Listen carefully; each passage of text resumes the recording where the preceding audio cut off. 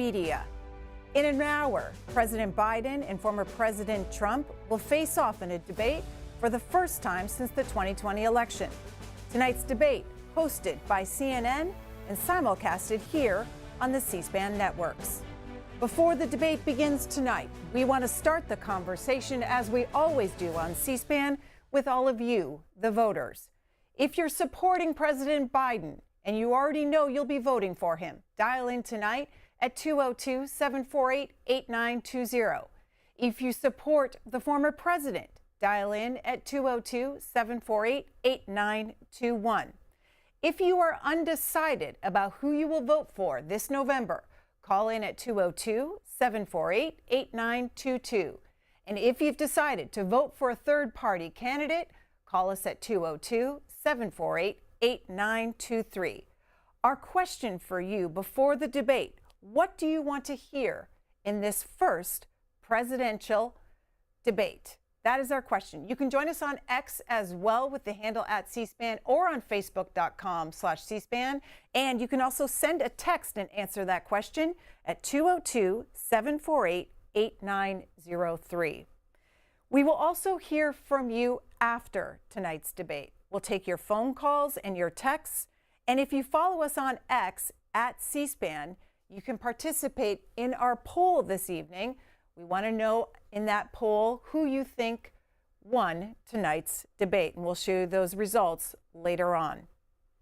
Joining us from inside the spin room tonight is Naomi Lim. She's the White House reporter with the Washington Examiner. Naomi Lim, according to the Hollywood Reporter, CNN told that outlet there are over 800 journalists from around the world on site in Atlanta to cover this first presidential debate. Describe the scene where you're at in the spin room, in the Atlanta studio, and around the city. There's an amazing sense of anticipation here. I think reporters are sort of feeling the weight of this moment, because this is sort of an unprecedented event in terms of the debate. It's against these two candidates that, although the public knows very well, hasn't seen them, as you were sort of describing, side by side since 2020. And I think that we're sort of waiting to figure out, what will happen. We've been talking about it for so long. It's a little bit different, though, in previous years. In previous years, we can go to these debates and we can sort of pull aside voters as they wait to go in and sort of get, their gut check about how they're feeling about the elections, about the different campaigns, the different candidates, the different issues. But this debate is different in the past. It's, again, like as you mentioned, hosted by CNN, the first time that that's happened in almost 40 years. And there's no sort of in-person audience. It'll just be the two moderators, Jake Tapper and Dana Bash, and not even any campaign staff are allowed to sort of intercede, even with their two commercial breaks. So there's a sense of sort of heightened anticipation, expectations. There are sort of protests whittled around, but there's also the sort of security zone is so large here that it's not something that the candidates will particularly interact with unless they're on their way on their motorcade into the venue. What is security like around the Atlanta studio, at CNN studio there? It's been really locked down.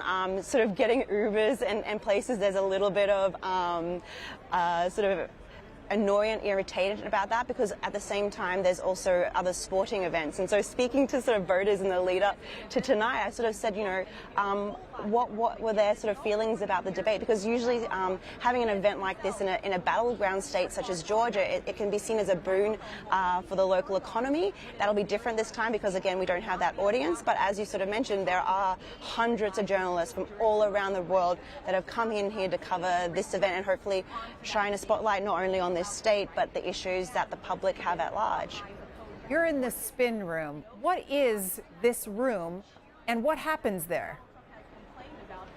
So this is basically a basketball stadium at the Georgia Institute of Technology, and it's been transformed.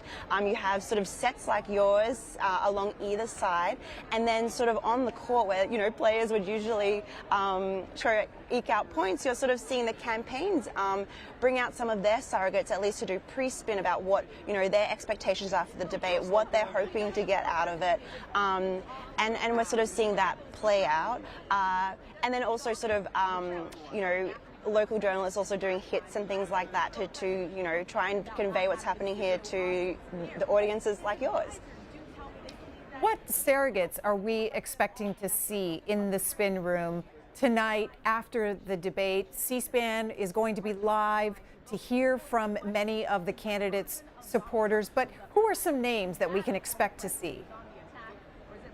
So it's going to be interesting in terms of years gone past, because in previous years it's been a little bit more freewheeling, where, you know, there will be campaign surrogates or supporters standing behind, sort of in front of people with sort of signs. And we learnt this afternoon that the Biden campaign is sort of throwing out that playbook. Instead, they're going to bring out people like Governor Gavin Newsom from California, people like Senator Raphael Warnock from Georgia, and they're going to, and also the former Atlanta Mayor Keisha Lance Bottoms, and they're sort of going to do a very formal, almost press conference where each of those surrogates will sort of give a statement and take a few questions, but then leave the spin room. And that's something that we haven't seen in the past. That is at the same time sort of very in line with the Biden campaign. They tend to be very disciplined, and it's a way for them to sort of control what happens, depending if it's a good night or a bad night for Biden.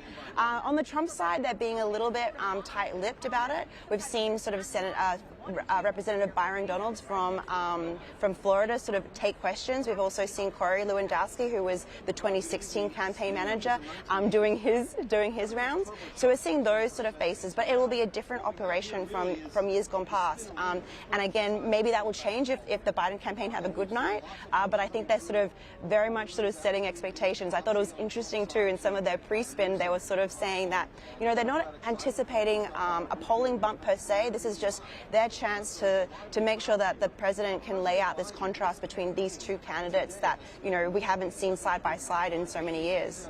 Anything else that the two camps have told you about their strategy tonight and their preparations for the debate? So the preparations have been very different from the two candidates, just as like their policies are different, their strategies in terms of preparation. You have Biden, who has taken a very traditional approach. He sort of ensconced himself in Camp David for the past week, sitting down with former White House Chief of Staff Ron Klain, you know, sort of nutting out his policy positions before then sort of doing 90-minute mock debates. On the other hand, you have Trump, who, and maybe this is an expectation-setting game, but what they've been telling the public is that they've had advisors, people like Jason Miller, who's his comms director or comms advisor, as well as policy advisors like Stephen Miller, who was very integral to his immigration policy, as well as these candidates that are popping up for the vice presidential nomination, just sort of advising him and doing these informal policy discussions. And so that's how they've prepared. In terms of strategy, it's going to be interesting. We're hearing that Trump is going to be talking about crime, economy, and immigration, whereas the Biden camp will be talking about sort of abortion, you know, the importance of democracy, talking about the 2020 election interference, as well as the January 6th Capitol riot, as well as sort of this idea that Trump is helping big business and you know, wealthy people, not the middle class. So they're the two sort of talking points that we'll expect to hear. Biden has been a little bit more forthcoming in terms of his strategy. One thing that his campaign has said that is he's going to maybe sort of try to appear above the frame and speak to the camera. It's like I'm speaking to you, trying to sort of skirt around Trump and skirt around the moderators to get his message directly out to the people. So that's what we're sort of seeing pre-debate. Post-debate, they have stops in Virginia on the Trump side and stops in North Carolina on the Biden side, and then sort of fundraising off of that as well. Naomi Lim covers the White House for the Washington Examiner. Thank you for your time. As we heard from Naomi, the topics that are likely to be addressed this evening by the two candidates, and that's what we want to hear from you ahead of tonight's debate at 9 p.m. Eastern Time. What issues do you want them to address? We're going to get to your thoughts here in just a minute. But first, as Naomi was talking about, she's in the spin room, which is where the surrogates go before, in this case, and after, to talk about how they expect their candidates to do and how they did, and talk about how they did in the actual debate. Let's take a spin around the spin room.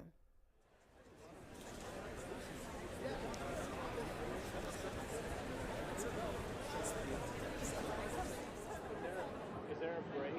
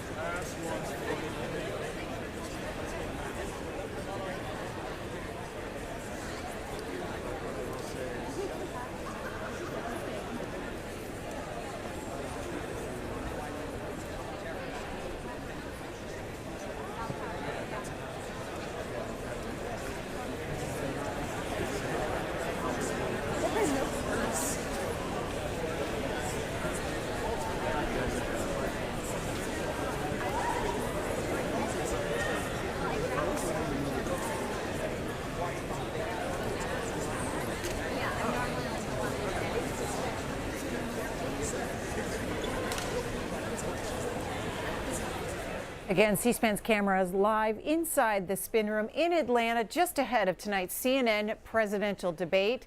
We, along with many other networks, simulcasting the debate here on our C-SPAN networks. Ahead of the two candidates squaring off in this first presidential debate, we want to hear from all of you this evening. Tonight's debate is different from previous debates in many ways. As many of you've heard, it's the first time a sitting president squares off against a former president, and the first time in 37 years the Commission on Presidential Debates hasn't hosted a general election matchup. The rules are different as well. This is what you can expect: a 90-minute debate tonight. The microphones will be muted when one candidate is talking and addressing the question or responding to a question. No props or pre-written notes are allowed, but they will be provided a pen, a pad of paper, and a bottle of water. There will be 2 commercial breaks, about 3.5 minutes long. No campaign staff can interact during those breaks. And CNN is also not allowing the other networks to provide analysis or have their anchors fill the breaks. They can fill the breaks with ads. No opening statements from the candidates. They will have a uniform podiums. In other words, they'll look the same. And the positions have been determined by a coin flip. President Biden on the right, former President Trump will be on the left of your screen. And as you've heard, no studio audience. A little more about tonight's debate from CNN's Phil Mattingly. Last night on the network, he did a walkthrough of the debate hall, the debate studio. Take a look. President Biden will enter from the right side of your screen. President Trump will enter from the left side of your screen. The podiums are 8 feet apart. Directly across from them, the moderators, CNN's Jake Tapper and Dana Bash. Now, a reminder, this is a television studio. There's no audience. Candidates will have 2 minutes to answer questions and 1 minute for responses and rebuttals. At the moderator's discretion, there may be an additional minute for follow-ups, clarifications, or responses. So how does a candidate know how much time is left to speak? Attached to the cameras in the studio and in the candidate's field of view are the timing lights. When the lights show yellow, there are 15 seconds left in a candidate's answer or response. When the lights flash red, there are 5 seconds left. And when the display is solid red, the time is up. At that point, the candidate's microphone will be turned off, and the other candidate will have their microphone turned on. My colleague, Victor Blackwell, has more on that. Thank you, Phil. If we go behind the podiums, you can see 2 green lights. When they're on, they signal to the candidate his microphone is on. When the green lights are off, they signal to the candidate his microphone is off. Now I want to give you a sense of what it will look like for viewers at home if a candidate whose microphone is off interrupts a candidate whose microphone is on. So I'm standing at one podium, and I'll ask Phil to come in and take the other podium. And so let's say I'm answering a question. My light is green, and I'm speaking. Phil's microphone is off, and his green lights are not illuminated. He's going to interrupt me as I'm speaking, and this is what it will sound like. My volume remains constant, while Phil's interruption can be difficult to understand. Let's try the opposite. My microphone is now on. Victor's microphone is off, and he's going to interrupt me. My volume remains constant, while Victor's interruption can be difficult to understand. CNN's production team has shared this demonstration with the campaigns earlier today, and we're sharing it with you, our viewers, so everyone fully understands how tomorrow night will work. Now, we should note, by agreeing to participate in this debate, both campaigns and candidates have also agreed to abide by these rules. From CNN, a preview of how tonight's debate will work. We are simulcasting CNN's presidential debate here on the C-SPAN networks, and ahead of the two candidates squaring off, we want to hear from all of you. What do you want to hear from these two candidates? There are the lines on your screen. We'll hear from DeAndre first in Baltimore. You are undecided, DeAndre. Tell us why. Good evening. Thank you for taking my call. The reason I'm undecided is because both candidates are too pro-Israel, and I feel like, we need to focus on America and Americans, secure our southern border, and, let Israel fight their own wars. All right. So foreign policy, you want to hear them talk about that issue tonight? Correct. Let's actually, bring to the table in the talking front about, making AIPAC an actual, register as a foreign entity. I feel like that's very important for our nation going forward. DeAndre in Baltimore, undecided. Adrian in Cary, North Carolina, supporting President Biden. And what do you want to hear from him and the former president? What issue do you want them to debate? I would love for them to talk about how they're going to support educators in the United States. As a science educator myself, I want them to talk about what this means for education of our children. Also, as a woman, a mother, and a grandmother, I want to know how they're going to take care of our children. And finally, as a human, taking care of the middle class. This has not happened. A strong middle class represents a strong United States, and so far it looks like we've been losing that since the 80s. We feel like it's taxation without representation, and that holds true for anyone who's not the top 10%. Adrian, how do you take care of the middle class?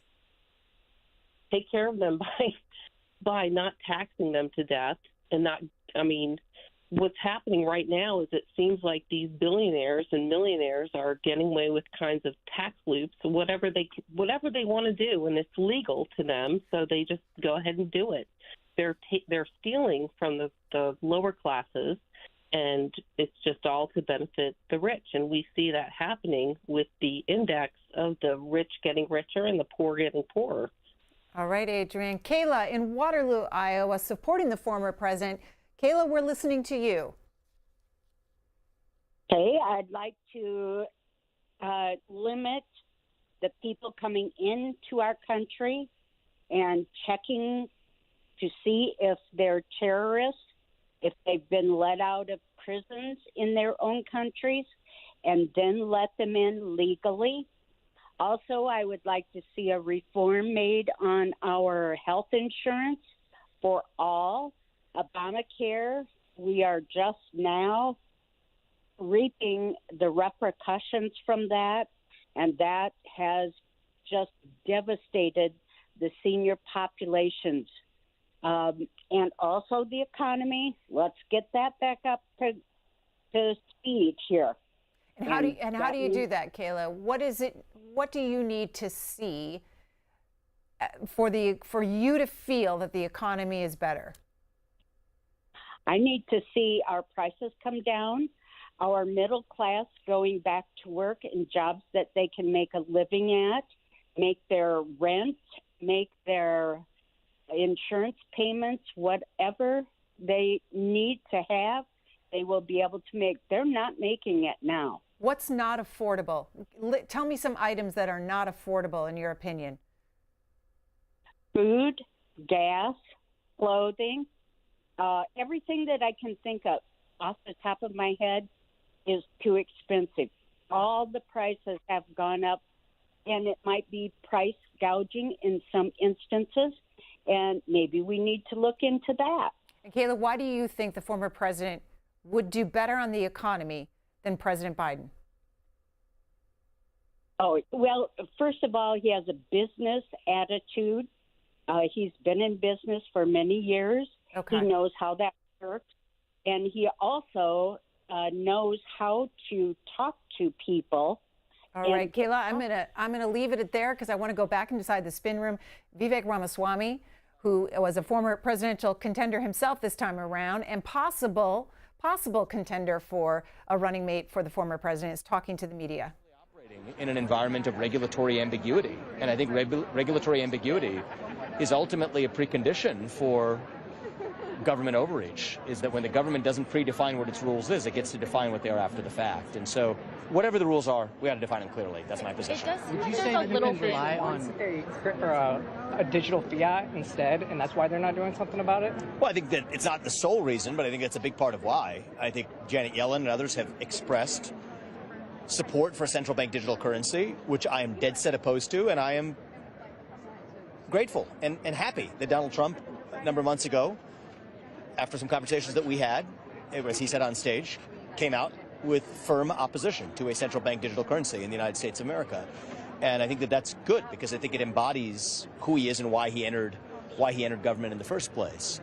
That's part of what draining the swamp is all about, is providing clarity on what the rules are or aren't, staying within the confines of what the Constitution says, not seizing power that the federal government should not have had in the first place. I think that's part of what a CBDC represents. And so is that one reason why President Biden's operating in the realm of ambiguity? Sure. It's not even President Biden, really. It's a question who his handlers are who are controlling him. But I do think that that's one of the reasons why they prefer that regime. But it's one among many. It's antithetical to what the modern Democratic Party is. One of the attacks against Trump, it's very common, is that he Who are you with? Uphold my own podcast. Your podcast, good for you. That he wouldn't uphold the Constitution. What's your response to people Say that again? One of the attacks against Trump is commonly he wouldn't uphold the Constitution. What's your response to that? My response to that is that's a lot of projection from the people who are making the accusations. Does it the reality is call for the termination of the Constitution? He did not call for the termination of the massive Constitution. fraud of this type actually allows the termination. He did not call. He did not call. Cite for me one time where Donald Trump called for the termination of the Constitution. I'm reading it to you right now. He's never called for the termination of the Constitution. Massive fraud of this type But here's what I believe. I'm I'm going to answer this question before I go to the next interview. Well, what I do believe is there's the projection of. Vivek Ramaswamy in the spin room in Atlanta. Our cameras are inside. They're live this evening ahead of tonight's CNN presidential debate, which we will simulcast here on the C-SPAN networks. We're getting your thoughts ahead of the debate on what topics you want addressed by these two candidates. Yvonne in Mountain Home, good evening to you. You're supporting President Biden. Is that right? Yes, I am. Okay. What topics do you want addressed? I want decency back in America. I'm tired of all the lies. I'm tired of hearing people uplift Donald Trump as though he is a god. He is not. He is not a conservative. He is radical, and he has co-opted Christianity. I am a Christian, and I love my country, but I don't feel safe with other Christians right now who believe that Donald Trump is the second coming of Jesus Christ. I also am an educator, and I'm tired of people dumbing down education. I want President Biden to be able to work through some of the issues that we've seen happen in the last 8 years and bring education back up. Stop burning books, stop banning books, and educate people, really educate people. And I think that with the decency that Biden brings to the table, that we can come back together at some point, and the scales will fall off the eyes of people who have been deceived by Donald Trump. All right, Yvonne. Colin, Staten Island, New York. Undecided, Colin. Why are you undecided? Colin in Staten Island, you with us? Undecided, Colin. Hi, yes, I'm sorry. I feel like I'm leaning towards Biden, but it's mostly because I'm cringing away from Trump.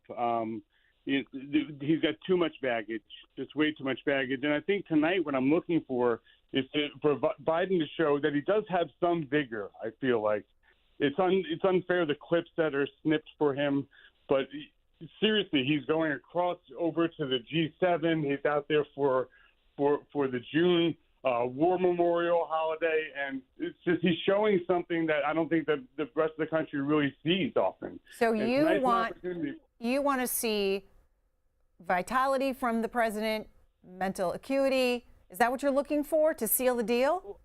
Well, I think he has it. I just don't think he's showing it, or it's not being shown. And I think this is a big audience for him tonight, and I think it's an opportunity. Listen, I'd rather have another choice there. I really would rather have another choice. But if it is so binary, where it's one or the other, I think that Trump just doesn't have so many things, including character.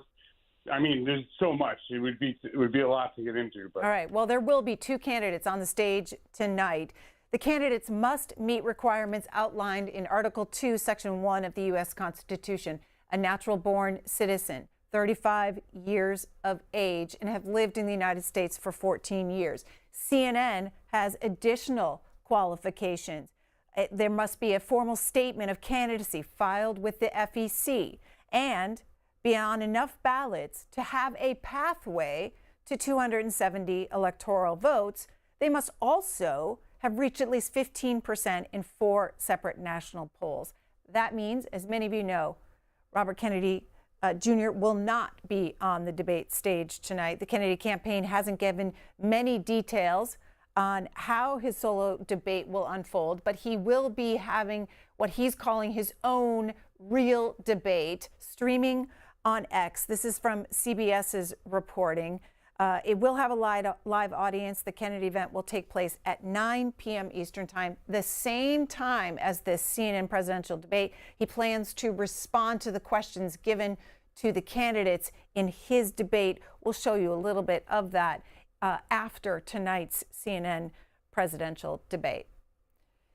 Several of you have also talked about the economy this evening. It's one of the issues that you want addressed by these two candidates. It was an issue back in 2020 as well. We want to show you what the two candidates had to say back then in 2020 when they squared off in the first presidential debate of that election year. My economic plan would create 7 million more jobs than his in 4 years, number one. And number two, it would create an additional $1 trillion in economic growth because it would be about buying American. By the way, I'm going to eliminate a significant number of the tax. I'm going to make the corporate tax 28%. It shouldn't be 21%. You have 91 companies, in the Fortune 500 who don't pay a single penny in tax, making billions of dollars. Why didn't you do it before when you were vice president with Obama? Because you, in fact, passed that. That was your tax proposal. I got it done. And you know what happened? Yeah, you got it done. Our economy boomed like it's never boomed. The economy is busted. Mr. President, let me pick up on that. You would continue your free market approach, lower taxes, more deregulation, correct? Not lower taxes for the American people. Excuse me. But in Obama's, you talk about the economy booming, it turns out that in Obama's final 3 years as president, more jobs were created, 1.5 million more jobs than in the first 3 years of your presidency. They had the slowest recovery since economic recovery since 1929. When the stock market goes up, that means jobs. It also means 401ks. If you got in, if you ever became president with your ideas, you want to terminate my taxes, I'll tell you what, you'll lose half of the companies that have poured in here will leave, and plenty of companies that are already here, they'll leave for other places. They will leave, and you will have a depression, the likes of which you've never seen. Look, we inherited the worst recession short of a depression in American history. I was asked to bring it back. We were able to have an economic recovery that created the jobs you're talking about. We handed him a booming economy. He blew it. It wasn't booming. He blew it. It wasn't booming. It was the weakest recovery since 1929. Is it fair to say he blew it when fact, when there was record low unemployment before COVID? Yeah, but because what he did, even before COVID, manufacturing went in the hole. Manufacturing went in the hole. Excuse me, Chris. Wait. Number two. Chris. Number three. They said it would take. No, you were number two. No. Chris. They said it would take a miracle to bring back manufacturing. I brought back 700,000 jobs. They brought back nothing. They gave up on manufacturing. Part of my standard fare. I'm the guy that brought back the automobile industry. All right, let him. We brought back. I was asked to bring back Chrysler and General Motors. We brought them back right here in the state of Ohio and Michigan. He blew it. They're gone. He blew it. And in fact, they're going. Ohio had the best year it's ever had last year. From the first presidential debate of the 2020 election cycle, then Vice President Joe Biden squaring off against then the sitting president, President Trump. You can watch previous debates if you go to our website, cspan.org. We also have previous vice presidential debates. We are 30 minutes away from the CNN presidential debate, the first one of this 2024 election cycle, being held before these two candidates have been officially nominated by their parties. They are the presumptive nominees tonight. CNN reporting that they are going through final prep right now before the 9 p.m. Eastern start. We're asking all of you what you want to hear from them tonight. Ivy in Washington, supporting the former president. It's your turn. Hi, good evening, and thank you. Can you hear me? We can. Okay. Well, I think that having served in immigration amnesty, refugee resettlement, and migration for 20 years, I think that my primary issue is immigration. I think there should be an elimination of birthright citizenship. I think that non-citizens should not be rewarded with entitlements that are bestowed and should be limited to current citizens. I also believe that in most cases, we need to address the U.S. agriculture, specifically black farmers who have been awarded money in settlements from the USDA with direct racism, but have not paid out those awards as of yet. All right, Ivy, a little bit difficult to understand you because of an echo there, but I think we heard the gist of it on immigration. Kevin in Fort Wayne, Indiana, undecided. What? Yeah. So, what are you waiting for to decide? Greta, I'm waiting to see if I can stop being, as I describe it, a political atheist. What does that mean? Trump, well, I'll explain it in these terms. Okay. Mr. Trump has shown a total lack of respect for our institutions of government that extends across the spectrum from the Justice Department through the legislative branch to obviously the executive branch. Okay, so a lack of respect. Can you tell us what you want from President Biden? I'd like President Biden to point that out significantly to the American people as a matter of explaining to the American people, as he's attempted recently, why Mr. Trump is terribly unfit to ever be president again of the United States. All right, Kevin, I'm going to leave it at that. I'm going to go inside the spin room. California Governor Gavin Newsom is talking to the media, supporter of President Biden. He was talking about sinking electric boats. The teleprompter went out and he panicked. There's some legitimate questions there as well. How have you counseled the president as he prepared for this debate? How do you counsel someone who has more debate experience than any modern American president? He's been at this more than anybody. In fact, what I wanted to do when I saw him is say, can you counsel me on how to relax tonight? Because as someone that's not up there, I probably have more anxiety than he does. He delivers each and every time. He meets these moments. You've seen it. I haven't seen an exception. Look back. He meets these moments. He delivers. Have all the honestly, all the confidence in the world. He'll do that again tonight. The only thing that's interesting is how this mic issue will play out. Tell us more about that. Just interesting. Well, what do you mean by interesting? The mute button's new. How significant is that? We've never had that before. So it's just interesting, right? All of us are interested in it. What does that mean? I mean, here's a guy who talks over, tries to bully everybody. It's all about intimidation. It's all about, trying to get someone off their script of sorts or of their game. It plays very differently.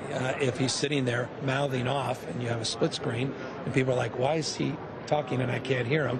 And he looks a little more unhinged because he is reasonably already unhinged. But that may temper his temperament tonight, having the mic not being on, and that may be an advantage. I don't know. We'll see what happens. Thank you, Governor. Thanks, guys. Governor Gavin Newsom there talking to the media, previewing tonight's debate, talking about the candidates when they square off, what it will be like. You could go back to 2020 to get an idea of what tonight will be like. Different rules, as we've talked about.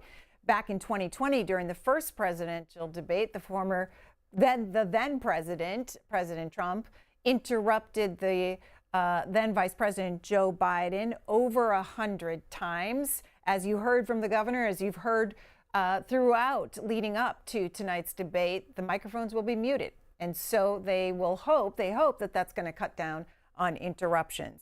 An issue discussed back in 2020, likely to come up again this evening, is the issue of abortion. Back in 2020, in that debate, following former President Trump's appointment of Amy Coney Barrett to the Supreme Court, here's how the topic played out before the striking down of Roe v. Wade. The point is that the president also is opposed to Roe v. Wade. That's on the ballot as well in the court. And so that's also at stake right now. And so the election is already You don't know it's begun. on the ballot. Why is it on the ballot? Because Why is it you on the said ballot? It's not on the ballot. It's on the ballot in the court. I don't think so. In the court. Well, there's nothing happening there. Donald, would you and just you don't be quiet know for a her view on Roe v. Wade. You I don't know her view. Here's the deal. The fact is that everything he's saying so far is simply a lie. I'm not here to call out his lies. Everybody knows he's a liar. But you I just agree. want to Hey, make sure. Joe, you're the liar. I want to make sure. Graduated last in your class, not first in your class. I want to make Mr. sure. President, can you let him finish, sir? The issue is the American people should speak. You should go out and vote. You're in voting now. Vote and let your senators know how strongly you feel. Vote now. Are you gonna pack the Make court? sure you, in fact, let people know He doesn't want you're a to answer the senator. question. I'm not going to answer the question Why because wouldn't you answer that because question? the question you want to put a lot is of the new question Supreme Court is justice, the radical question- left. Will you shut up, man? Listen, who is on your list, Joe? This Who's is on your so list? Right, gentlemen, I think this we've is ended so this. He's going to pack the court. We have We're not going to give a list. We have ended this segment. We're going to move on to the second segment. That was really a productive segment, wasn't it? Keep yapping, man. The people understand, Joe. From September of 2020, the two candidates then talking about abortion, an issue that could come up tonight. We're asking all of you, what issue do you want them to talk about? Melinda in Carlsbad, you're supporting a third-party candidate, is that right? Yes, I am. And who? Which candidate? I am actually very excited about RFK Jr., regardless if he is included in this debate. I believe he's talking about what is really important to the United States people. So are you going to be watching his reaction in response to the two candidates on X? I will be doing both simultaneously. However, what really concerns me all about this debate was, and this is went on with the primaries as well, it's censorship. I would love either candidate that is on the stage tonight to speak about censorship, but you know, why would we not include a third candidate that has submitted appropriate amount of signatures, but the states would not certify them? I just, you know, I think average Americans are feeling more disenfranchised every day. And I care about chronic illness. I'm particularly concerned about the 5 states, starting with Kansas, that are suing Pfizer. I've seen a lot of businesses go under, people losing their houses during COVID. And I was very Democratic pro-Biden at that time. I was like really believing in, oh, this is what's saving us. And I feel very duped. And then watching how the primaries have went down, Florida just said Biden's only won in a primary. Why would I want to support the Democratic Party, who has had my total loyalty? I've worked for them, and I'm extremely disappointed. All right. So, yeah, I like the ideas, and thank you for giving me a voice. I appreciate C-SPAN. Absolutely, Melinda. Adrian, Lakeland, Florida, supporting President Biden. Yes, hello. Hi, Adrian. What issues do you want the two to debate tonight? Well, first of all, let me say I've been watching President or ex-President Trump since the 1980s. And all he has ever done was rip off people, bankrupt companies, and lie. The slogan for him should be, the truth is I always lie. That's all he does. For this country to go and support an insurrectionist and the people in Congress who support him, the 118th Congress has got nothing done. Nothing, because of these inadequate people that have been elected to serve him over our Constitution. When everybody takes an oath, this is including the Supreme Court, whoever takes the oath, they're not merely words on a page. They mean something. All right. Adrian's thoughts there in Florida. Several of you have already mentioned the issue of immigration, likely to come up again tonight, border security, etc. Immigration and border security brought up in 2020 during the two debates as well. This is what the two candidates were saying on it at the second and final debate of 2020 in Nashville. Mr. President, your administration separated children from their parents at the border, at least 4,000 kids. You've since reversed your zero-tolerance policy, but the United States can't locate the parents of more than 500 children. So how will these families ever be reunited? Children are brought here by coyotes and lots of bad people, cartels, and they're brought here, and they used to use them to get into our country. We now have as strong a border as we've ever had. We're over 400 miles of brand new wall. You see the numbers, and we let people in, but they have to come in legally, and they come in through merit. But how will you reunite these kids with their families, let me just tell you, Mr. President? they built cages. You know, they used to say, I built the cages, and then they had a picture in a certain newspaper, and it was a picture of these horrible cages, and they said, look at these cages. President Trump built them, and then it was determined they were built in 2014. That was him. Do you have a plan to reunite the kids? Yes, we're working on it we're trying very hard. But a lot of these kids come out without the parents. They come over through cartels and through coyotes and through gangs. These 500 plus kids came with parents. They separated them at the border to make it a disincentive to come to begin with. Real tough. We're really strong. And guess what? They cannot, it's not coyotes didn't bring them over. Their parents were with them. They got separated from their parents. And it makes us a laughing stock and violates every notion of who we are as a nation. Parents were ripped, their kids were ripped from their arms and separated. And now they cannot find over 500 sets of those parents, and those kids are alone. Nowhere to go. Nowhere to go. It's criminal. It's criminal. Let me ask Kristen, you about I will say this. They went down. We brought seconds, reporters, everything. They are so well taken care of. They're in facilities that were so clean. But some of them haven't been reunited But with their just ask families. one question.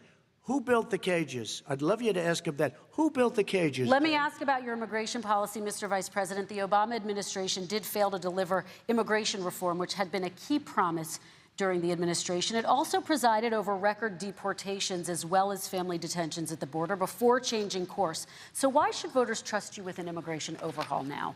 Because it made a mistake. It took too long to get it right. It took too long to get it right. Within 100 days, I'm going to send to the United States Congress a pathway to citizenship for over 11 million undocumented people. And all of those so-called dreamers, those DACA kids, they're going to be immediately certified again to be able to stay in this country and put on a path to citizenship. The idea that they are being sent home by this guy, and they want to do that, is they've gone to a country they've never seen before. I can imagine you're 5 years old, your parents are taking you across the Rio Grande River, and it's illegal. And you say, oh, no, Mom, leave me here. I'm not going to go with you. They've been here. Many of them are model citizens. Over 20,000 of them are first responders out there taking care of people during this crisis. We owe them. Kristen, he had 8 years to do what he said he was going to do. And I've changed without having a specific. We got rid of catch and release. We got rid of a lot of horrible things that they put in and that they lived with. But he had 8 years he was vice president.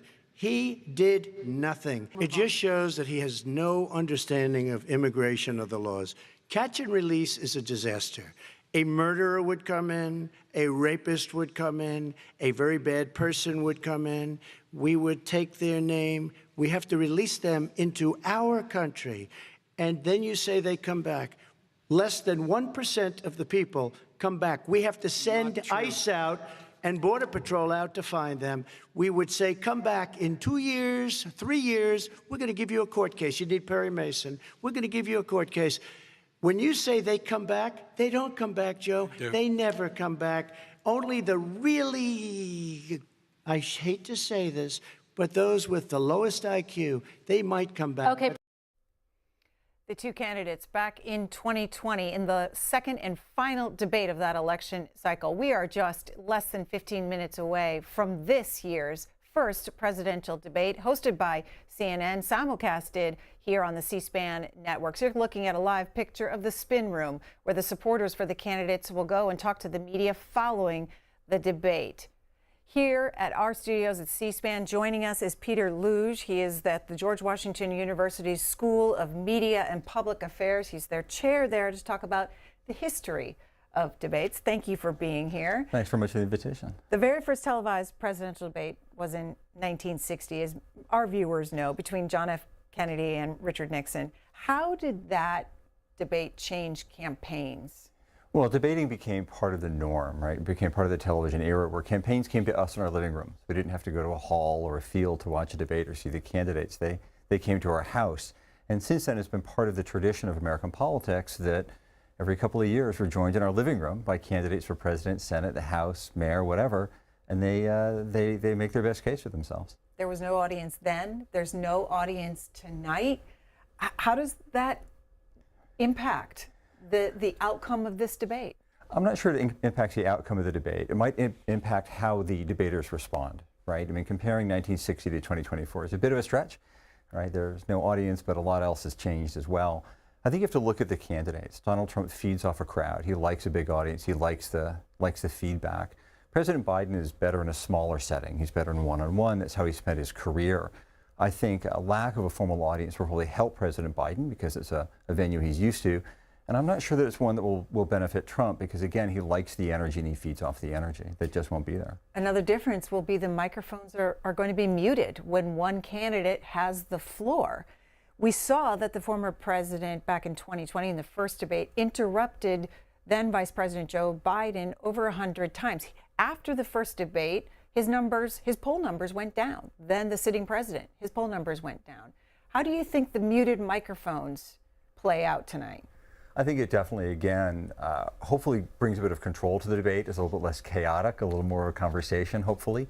A lot has been made about the fact that the mics will be turned off when their time is up, although one can imagine if President Trump speaks loudly enough, President Biden's mic will probably pick it up as well. Hopefully, again, it will lead to a more informed conversation that can help voters make up their mind rather than what amounts to a pudding fight on the playground. The muted microphones is one change for this CNN presidential debate. The Commission on Presidential Debates has been the organization up until now over many decades who has been the ones that have sponsored and organized these debates. How is tonight different without the commission doing the debates? Some of the rules are different, obviously, otherwise the candidates would have gone to the commission. I think it's more important that we're having debates than who's controlling the debates. And we'll see this, right? If this works, then maybe, and obviously there's a scheduled debate in September on ABC. If this works, maybe this is what will happen next time. I think what's really important, though, is a reinforcement of democratic norms, right? We've seen an attack on democratic norms, an attack on democratic institutions, the courts, Congress, the press, universities, things close to your and my heart. The fact that we're actually having debates, though, says, you know what, part of politics is normal and normalized. The organizer matters less than the fact that they're happening.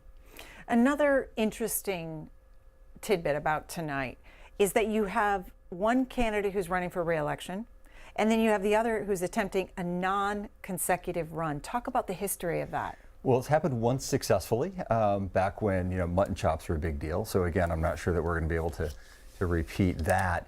We do have two basically incumbents running on their records and against their opponents' records, which is a new wrinkle. So you said there was one successful president, Grover Cleveland, right? Yep. Had a non-consecutive run. Won first term in 1884, defeated in 1888 by Benjamin Harrison, ran again and won in 1892. So if you want to be successful at this, what do you have to do? I mean, does the former president approach this differently because he's attempting a non-consecutive bid for the White House? I think the way we know it works is to do it in 1892. I'm not sure what we can learn from 2024 from that, except they're both going to run on their records. These are both known commodities. The American people know President Biden from his time as president, vice president, U.S. senator. People know Donald Trump from his reality television show, from his time in the tabloid headlines in New York, then obviously as president of the United States and everything that's happened in between. we're not learning much new about these guys. We're going to watch to see how they comport themselves.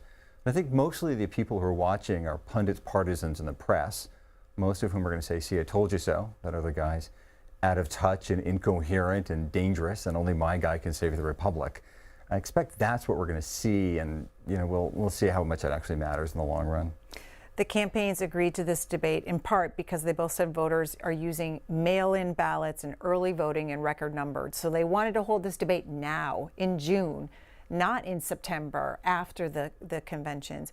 In this new schedule of meeting the voters, do you expect that there's going to be a large audience tonight at home? There might be numbers for viewing numbers for debates have been going up in recent years, with the exception of 2020. But people are tuning in. A lot of the people, though, who are tuning in are partisans. And yes, early voting matters. Nobody's voting for president yet because these guys aren't actually the nominees yet. That doesn't happen until the conventions. I think the one in September will be more on track for early voting. One of the things we know from political science research is that debates may move some polling sometimes, but they don't tend to move very many votes. And if one guy does really well or really poorly tonight, the polling numbers may shift, but then they'll settle back to their normal place or where they were. Then again, we've got the conventions. And similarly, you have a bounce. Trump will get a bounce, Biden will get a bounce, it'll settle in. I'm really not sure that tonight's debate does much for the outcome of the election. Neither of these guys is going to win the election tonight. One could imagine tonight making the election trickier for one candidate or the other, but I mean, most of us are thinking about the 4th of July weekend. We're not thinking about the election day in November. Does age matter tonight? Well, Donald Trump is certainly going to try to make it matter. He's going to say that his opponent is old and out of touch, and we're not going to probably see the Reagan, I won't make my opponent's youth and inexperience an issue. Certainly Donald Trump and Joe Biden both want to make their opponent the worst caricature of their opponent possible. And part of the caricature of Biden is that he's, old and gumming his jello. And we'll see if that works. Well, the former president is 78. Yeah. President Biden is 81. There's 3 years difference there. That's true. The people who tend to talk about the age the most are the press, who then say, so President Biden is really old. What do you think? And voters go, wow, I guess he's really old. I think what matters is mental acuity. And we've seen again and again, Biden State of the Union address and other events has really shown up in big moments. And I know the Biden campaign is hoping for that tonight, to say, look, he's on top of his game. He's sharp as a tack. He shuffles a bit. He looks old because, 81's old. But mentally, he's there. He's the guy for the job. And Trump is obviously going to try to undermine that. Both campaigns are going to use tonight, pull clips from tonight, pull videos of the worst moment of their opponent possible, and say, see, this is what my opponent's about. And there's going to be a moment where Joe Biden looks old. So it's not about policy. It sounds a lot like about personality. And are those two issues so intertwined? The American people, by and large, don't vote on policy. We like to think we do. But none of us carries around a spreadsheet in our head balancing 3 points for abortion and 2 for guns, or do the math and divide by 4 or something like that. Most of us are Democrats or Republicans, and even independents tend to be really reliably partisans. I think what we're looking for, though, is my guy really up to the task. And Trump has been picking up points lately. One of the Democrats' arguments is there's a bit of Trump amnesia. And so what the Biden campaign wants to do is remind voters, hey, he sounds a little wacky. So those new numbers will then fade back. And again, it's not on the policy, right? If presidents ruled on what Americans wanted as public policy, we'd have a wall along the southern border, and we'd have a lot of gun control. We have neither. What we want is somebody who can represent and stand up for our values. This is me. Here's who I want to project myself, my country, to be in the White House. And again, both guys, I think, are going to want to tonight demonstrate they're sharp. They're on top of the facts. They're rational. They're reasonable. They get the task done, while simultaneously trying to goad the opponent into being the worst caricature of themselves. Peter Loge is the chair at the School of Media and Public Affairs at George Washington University. Thank you for your time. We appreciate it. Many thanks. Always happy to join you.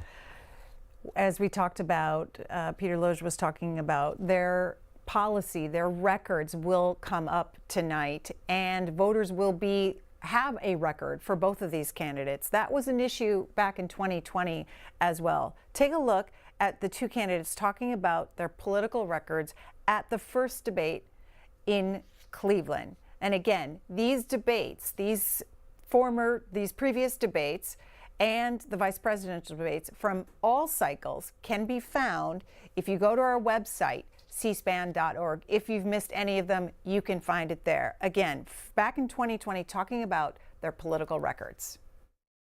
Looking at both of your records, I'm going to ask each of you, why should voters elect you president over your opponent? Because there has never been an administration or president who has done more than I've done in a period of 3.5 years. And that's despite the impeachment hoax. And you saw what happened today with Hillary Clinton, where it was a whole big con job. But despite going through all of these things, where I had to fight both flanks and behind me and above, there has never been an administration that's done what I've done. The greatest, before COVID came in, the greatest economy in history, lowest unemployment numbers. Everything was good. Everything was going. And by the way, there was unity going to happen. People were calling me for the first time in years. They were calling and they were saying, it's time maybe. And then what happened? We got hit, but now we're building it back up again. A rebuilding of the military, including Space Force and all of the other things. A fixing of the VA, which was a mess under him. 308,000 people died because they didn't have proper health care. It was a mess. Under this president, we become weaker, sicker, poorer, more divided, and more violent. When I was vice president, we inherited a recession. I was asked to fix it. I did. We left him a booming economy, and he caused the recession. With regard to being weaker, the fact is that I've gone head-to-head with Putin and made it clear to him we're not going to take any of his stuff. He's Putin's puppy. He still refuses to even say anything to Putin about the bounty on the heads of American soldiers. Your son got $3.5 million.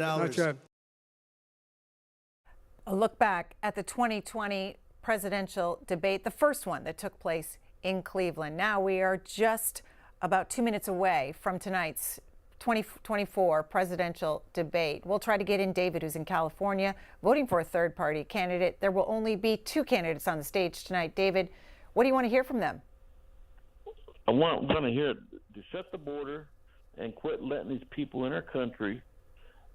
And because there's no way that these people that's coming into our country illegally and stuff is going to get jobs, be able to pay for their rent, their food, their insurance, their clothes, and everything else to live, except through a socialist system that the good government's probably starting up, going for.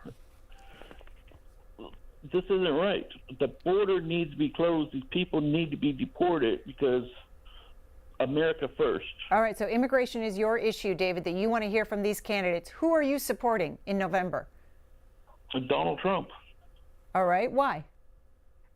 Because I feel that he loves America. He wants America to be number one, and he's for the American people. He's not for the globalists. He's not for the corporations. He's not out there letting people getting money in for himself and his family and stuff to send money out to other countries and stuff. All right, David. That was David supporting the former president. We're going to hear from you, all of you, again after tonight's debate. And we're now under a minute away from tonight's simulcast of the CNN presidential debate in Atlanta here on the C-SPAN networks. Again, about 90 minutes of debate expected tonight between President Biden and former President Trump. Following the debate, our coverage continues right here. We'll take your phone calls and your reaction on social media. We'll also be live with surrogates from the campaigns inside.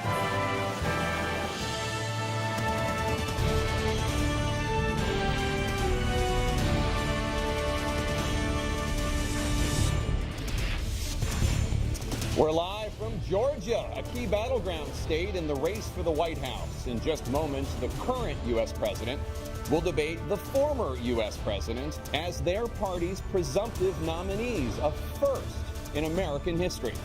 We want to welcome our viewers in the United States and around the world to our studios in Atlanta. This is the CNN presidential debate. This debate is being produced by CNN and is coming to you live on CNN, CNN International, CNN.com, CNN Max, and CNN Espanol. This is a pivotal moment between President Joe Biden and former President Donald Trump in their rematch for the nation's highest office. Each will make his case to the American people with just over 4 months until Election Day. Good evening, I'm Dana Bash, anchor of CNN's Inside Politics and co-anchor of State of the Union. I'm Jake Tapper, anchor of CNN's The Lead and co-anchor of State of the Union. Dana and I will co-moderate this evening. Our job is to facilitate a debate between the two candidates tonight. Before we introduce them, we want to share the rules of the debate with the audience at home. Former President Trump will be on the left side of the screen. President Biden will be appearing on the right. A coin toss determined their positions. Each candidate will have 2 minutes to answer a question and 1 minute each for responses and rebuttals. An additional minute for follow-up, clarification, or response is at the moderator's discretion.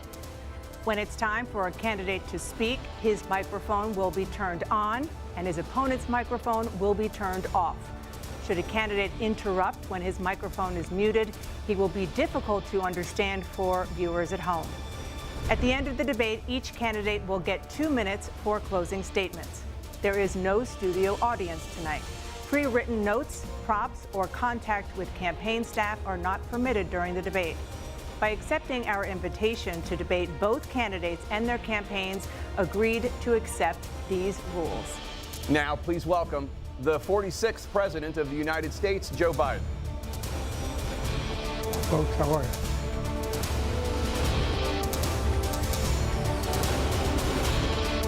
Great to be here. Thank you. And please welcome the 45th President of the United States, Donald Trump.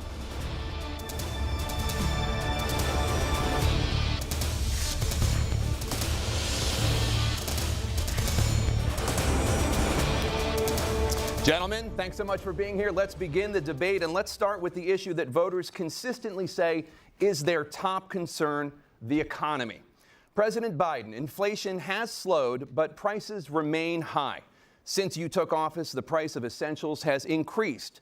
For example, a basket of groceries that cost $100 then now costs more than $120. And typical home prices have jumped more than 30%. What do you say to voters who feel they are worse off under your presidency than they were under President Trump? We got to take a look at what I was left when I became president and what Mr. Trump left me. We had an economy that was in free fall. The pandemic was so badly handled. Many people were dying. All he said was, it's not that serious. Just inject a little bleach into your arm. You'll be all right. The economy collapsed. There were no jobs. Unemployment rate rose to 15%. It was terrible. And so what we had to do is try to put things back together again. And that's exactly what we began to do. We created 15,000 new jobs. We brought out the position where we have 800,000 new manufacturing jobs. But there's more to be done. There's more to be done. Working class people are still in trouble. I come from Scranton, Pennsylvania. I come of a household where the kitchen table, if the things weren't able to be met during the month, it was a problem. Price of eggs, the price of gas, the price of housing, the price of a whole range of things. That's why I'm working so hard to make sure I deal with those problems. And we're going to make sure that we reduce the price of housing. We're going to make sure we build 2 million new units. We're going to make sure we cap rents so corporate greed can't take over. The combination, what I was left with in corporate greed, is the reason why we're in this problem right now. In addition to that, we're in a situation where if you take a look at all that was done in his administration, he didn't do much at all. By the time he left, things were in chaos, literally chaos. And so we put things back together. We created, I said, those jobs. We make sure we had a situation where we brought down the price of prescription drugs, which is a major issue for many people, to $15 for a insulin shot as opposed to $400. No senior has to pay more than $200 for any drug, all the drugs they can include beginning next year. And the situation is and we're going to make that available to everybody, to all Americans. So we're working to bring down the price around the kitchen table, and that's what we're going to get done. Thank you. President Trump? We have the greatest economy in the history of our country. We have never done so well. Everybody was amazed by it. Other countries were copying us. We got hit with COVID, and when we did, we spent the money necessary so we wouldn't end up in a Great Depression, the likes of which we had in 1929. By the time we finished, so we did a great job. We got a lot of credit for the economy, a lot of credit for the military, and no wars, and so many other things. Everything was rocking good. But the thing we never got the credit for, and we should have, is getting us out of that COVID mess. He created mandates that was a disaster for our country. But other than that, we had given them back a country where the stock market actually was higher than pre-COVID, and nobody thought that was even possible. The only jobs he created are for illegal immigrants and bounce-back jobs, a bounce back from the COVID. He has not done a good job. He's done a poor job, and inflation's killing our country. It is absolutely killing us. Thank you. President Biden? Well, look, the greatest economy in the world, he's the only one who thinks that, I think. I don't know anybody else who thinks he had the greatest economy in the world. And, you know, the fact of the matter is that we found ourselves in a situation where his economy, he rewarded the wealthy. He had the largest tax cut in American history, $2 trillion. He raised a deficit larger than any president has in any one term. He's the only president other than Herbert Hoover who's lost more jobs than he had when he began, since Herbert Hoover. The idea that he did something that was significant. And the military, you know, when he was president, they were still killing people in Afghanistan. He didn't do anything about that. When he was president, we were still finding ourselves in a position where you had a notion that we were this safe country. The truth is, I'm the only president this century that doesn't have this decade, that doesn't have any troops dying anywhere in the world like he did. President Trump, I want to follow up if I can. Am I allowed to respond to him? Well, I'm going to ask you a follow-up. You can do whatever you want with the minute that we give you. I want to follow up. You want to impose a 10% tariff on all goods coming into the U.S. How will you ensure that that doesn't drive prices even higher? It's not going to drive them higher. It's just going to cost countries that have been ripping us off for years, like China and many others, in all fairness to China. It's going to just force them to pay us a lot of money, reduce our deficit tremendously, and give us a lot of power for other things. But he made a statement. The only thing he was right about is I gave you the largest tax cut in history. I also gave you the largest regulation cut in history. That's why we had all the jobs. And the jobs went down, and then they bounced back, and he's taking credit for bounce-back jobs. You can't do that. He also said he inherited 9% inflation. No, he inherited almost no inflation, and it stayed that way for 14 months. And then it blew up under his leadership because they spent money like a bunch of people that didn't know what they were doing, and they don't know what they were doing. It was the worst, probably the worst administration in history. There's never been. And as far as Afghanistan is concerned, I was getting out of Afghanistan, but we were getting out with dignity, with strength, with power. He got out. It was the most embarrassing day in the history of our country's life. President Trump, over the last 8 years, under both of your administrations, the national debt soared to record highs. And according to a new nonpartisan analysis, President Trump, your administration approved $8.4 trillion in new debt, while so far, President Biden, you've approved $4.3 trillion in new debt. So, former President Trump, many of the tax cuts that you signed into law are set to expire next year. You want to extend them and go even further, you say. With the U.S. facing trillion-dollar deficits and record debt, why should top earners and corporations pay even less in taxes than they do now? Because the tax cuts spurred the greatest economy that we've ever seen just prior to COVID. And even after COVID, it was so strong that we were able to get through COVID much better than just about any other country. But we spurred, that tax spurred. Now, when we cut the taxes, as an example, the corporate tax was cut down to 21% from 39%, plus beyond that. We took in more revenue with much less tax, and companies were bringing back trillions of dollars back into our country. The country was going like never before, and we were ready to start paying down debt. We were ready to start using the liquid gold right under our feet, the oil and gas right under our feet. We were going to have something that nobody else has had. We got hit with COVID. We did a lot to fix it. I gave him an unbelievable situation with all of the therapeutics and all of the things that we came up with. We gave him something great. Remember, more people died under his administration, even though we had largely fixed it. More people died under his administration than our administration, and we were right in the middle of it, something which a lot of people don't like to talk about. But he had far more people dying in his administration. He did the mandate, which is a disaster, mandating it. The vaccine went out. He did a mandate on the vaccine, which is the thing that people most objected to about the vaccine. And he did a very poor job, just a very poor job. And I will tell you, not only poor there, but throughout the entire world, we're no longer respected as a country. They don't respect our leadership. They don't respect the United States anymore. We're like a third world nation between weaponization of his election, trying to go after his political opponent, all of the things he's done. We've become like a third world nation, and it's a shame. the damage he's done to our country. And I'd love to ask him, and will, why he allowed millions of people to come in here from prisons, jails, and mental institutions to come into our country and destroy our country. President Trump, we will get to immigration later in this block. President Biden, I want to give you an opportunity to respond to this question about the national debt. He had the largest national debt of any president in a 4-year period, number one. Number two, that $2 trillion tax cut benefited the very wealthy. What I'm going to do is fix the tax system. For example, we have 1,000 trillionaires in America. Billionaires in America. And what's happening? They're in a situation where they, in fact, pay 8.2% in taxes. If they just paid 24%, 25%, either one of those numbers, they'd raise $500 billion, I should say, in a 10-year period. We'd be able to wipe out his debt. We'd be able to help make sure that all those things we need to do, child care, elder care, making sure that we continue to strengthen our health care system, making sure that we're able to make every single solitary person eligible for what I've been able to do with the COVID, with dealing with everything we have to do with, look, if we finally beat Medicare. Thank you, President Biden. President Trump?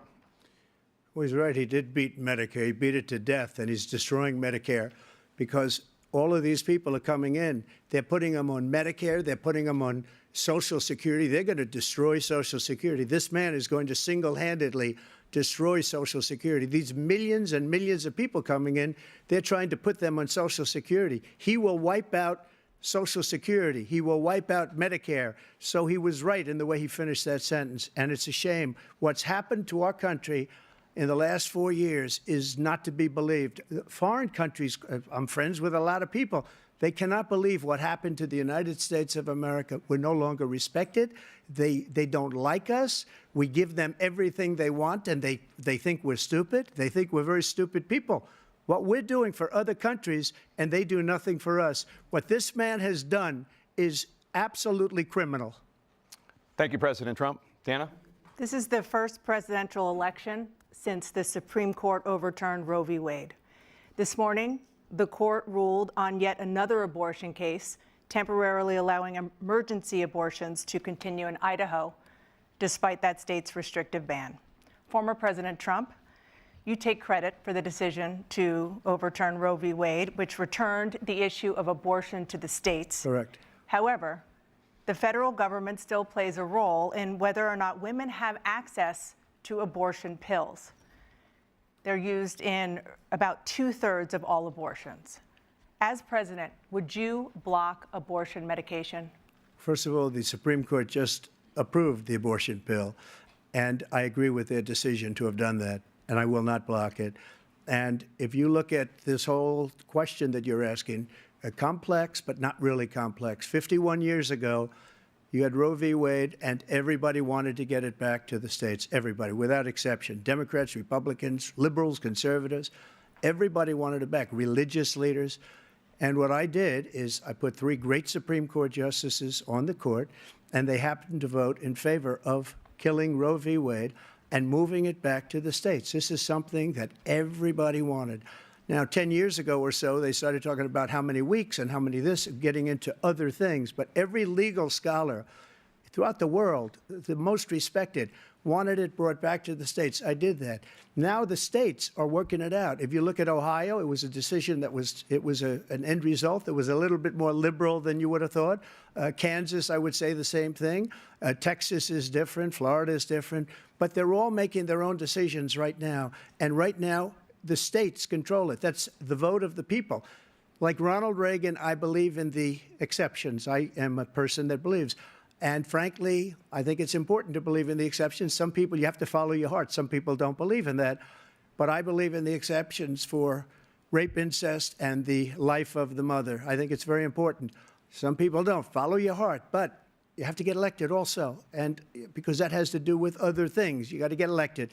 The problem they have is they're radical because they will take the life of a child in the 8th month, the 9th month, and even after birth. After birth, if you look at the former governor of Virginia, he was willing to do this. He said, we'll put the baby aside and we'll determine what we do with the baby, meaning we'll kill the baby. What happened is we brought it back to the states, and the country is now coming together on this issue. It's been a great thing. Thank you. President Biden? It's been a terrible thing, what you've done. The fact is that the vast majority of constitutional scholars supported Roe when it was decided. Supported Roe. And that's this idea that they were all against it is just ridiculous.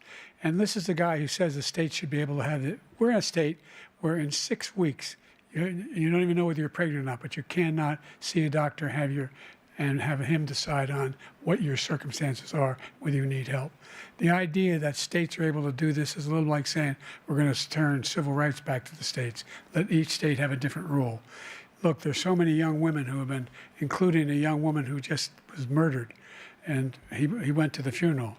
The idea that she was murdered by an immigrant coming in, they talk about that. But here's the deal: there's a lot of young women who are being raped by their in-laws, by their spouses, brothers and sisters, it's just ridiculous, and they can do nothing about it. And they try to arrest them when they cross state lines. Thank you. There have been many young women murdered by the same people he allows to come across our border. We have a border that's the most dangerous place anywhere in the world, considered the most dangerous place anywhere in the world.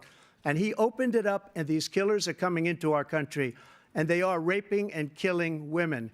And it's a terrible thing. As far as the abortion is concerned, it is now back with the states. The states are voting. In many cases, it's frankly a very liberal decision. In many cases, it's the opposite. But they're voting, and it's bringing it back to the vote of the people, which is what everybody wanted, including the founders, if they knew about this issue, which, frankly, they didn't.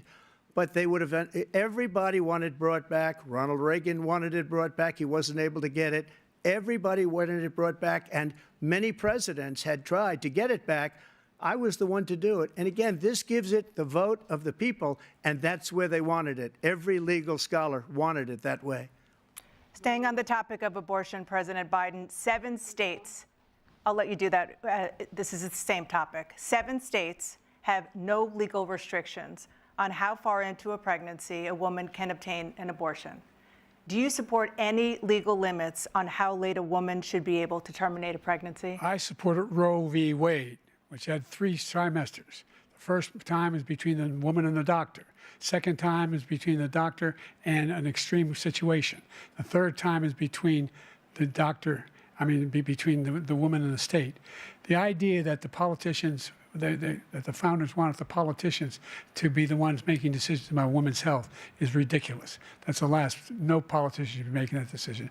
A doctor should be making those decisions. That's how it should be run. That's what you're going to do. And if I'm elected, I'm going to restore Roe v. Wade. So that means he can take the life of the baby in the 9th month and even after birth, because some states, Democrat run, take it after birth. Again, the former governor of Virginia, put the baby down, then we decide what to do with it. So he's willing to, as we say, rip the baby out of the womb in the 9th month and kill the baby. Nobody wants that to happen, Democrat or Republican. Nobody wants it to happen. That is simply not true. The Roe v. Wade does not provide for that. That's not the circumstance. Only if a woman's life is in danger, she's going to die. That's the only circumstance in which that can happen. But we are not for late-term abortion, period. Period. Under Roe v. Wade, you have late-term abortion. You can do whatever you want, depending on the state. You can do whatever you want. We don't think that's a good thing. We think it's a radical thing. We think the Democrats are the radicals, not the Republicans. For 51 years, that was the law. 51 years, constitutional scholarship said it was the right way to go. 51 years, and it was taken away because this guy put very conservative members on the Supreme Court. He takes credit for taking it away. What's he going to do? What's he going to do, in fact, if the MAGA Republicans, he gets elected, and the MAGA Republicans control the Congress, and they pass a universal ban on abortion, period, across the board at 6 weeks or 7 or 8 or 10 weeks, something very, very conservative. Is he going to sign that bill? I'll veto it. He'll sign it. Thank you. Let's turn now to the issue of immigration and border security. President Biden, a record number of migrants have illegally crossed the southern border on your watch. Overwhelming border states and overburdening cities such as New York and Chicago, and in some cases causing real safety and security concerns. Given that, why should voters trust you to solve this crisis? Because we worked very hard to get a bipartisan agreement that not only changed all of that, made sure that we are in a situation where you had no circumstance where they could come across the border with the number of border police there are now. We significantly increased the number of asylum officers. By the way, the Border Patrol endorsed my position. In addition to that, we found ourselves in a situation where when he was president, he was separating babies from their mothers, putting them in cages, making sure the families were separated. That's not the right way to go. What I've done since I've changed the law, what's happened? I've changed it in a way that now you're in a situation where there are 40% fewer people coming across the border illegally. That's better than when he left office. And I'm going to continue to move until we get the total ban on the total initiative relative to what we can do with more Border Patrol and more asylum officers. President Trump? I really don't know what he said at the end of that sentence. I don't think he knows what he said either. Look, we had the safest border in the history of our country. The border, all he had to do was leave it. All he had to do was leave it.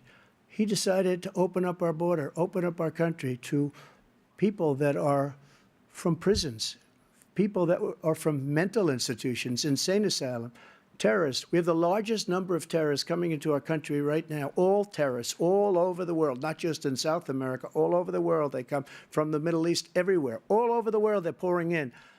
And this guy just left it open. And he didn't need legislation because I didn't have legislation. I said, close the border. We had the safest border in history. In that final couple of months of my presidency, we had, according to Border Patrol, who is great, and by the way, who endorsed me for president, but I won't say that, but they endorsed me for president. Brandon, just speak to him. But look, we had the safest border in history. Now we have the worst border in history. There's never been anything like it. And people are dying all over the place, including the people that are coming up in caravans. Thank you, President Trump. President Biden? The only terrorist who's done anything crossing the border is one who came along and killed three, under his administration, killed an Al-Qaeda person come in his administration, kill three American soldiers. That's the only terrorist that's there. I'm not saying that no terrorist ever got through, but the idea they're emptying their prisons, we're welcoming these people, that's simply not true. There's no data to support what he said. Once again, he's exaggerating, he's lying. President Trump, staying on the topic of immigration, you've said that you're going to carry out, quote, the largest domestic deportation operation in American history, unquote. Does that mean that you will deport every undocumented immigrant in America, including those who have jobs, including those whose spouses are citizens, and including those who have lived here for decades? And if so, how will you do it? Just 1 second. He said we killed 3 people.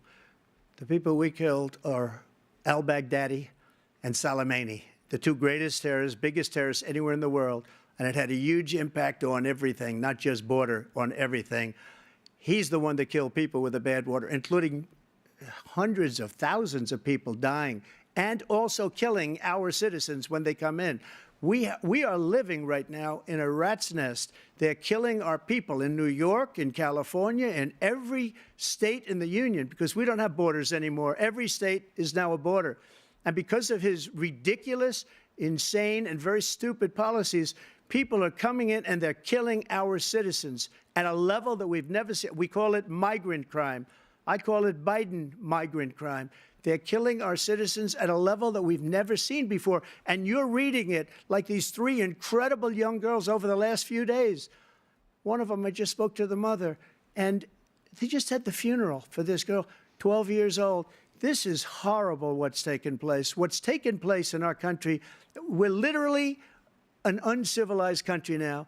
He doesn't want it to be. He just doesn't know. He opened the borders. Nobody's ever seen anything like. And we have to get a lot of these people out, and we have to get them out fast because they're going to destroy our country. Just take a look at where they're living. They're living in luxury hotels in New York City and other places. Our veterans are on the street. They're dying because he doesn't care about our veterans. He doesn't care. He doesn't like the military at all, and he doesn't care about our veterans. Nobody been worse. I had the highest approval rating for veterans taking care of the VA. He has the worst. He's gotten rid of all the things that I approved. Choice that I got through Congress, all of the different things I approved, they abandoned.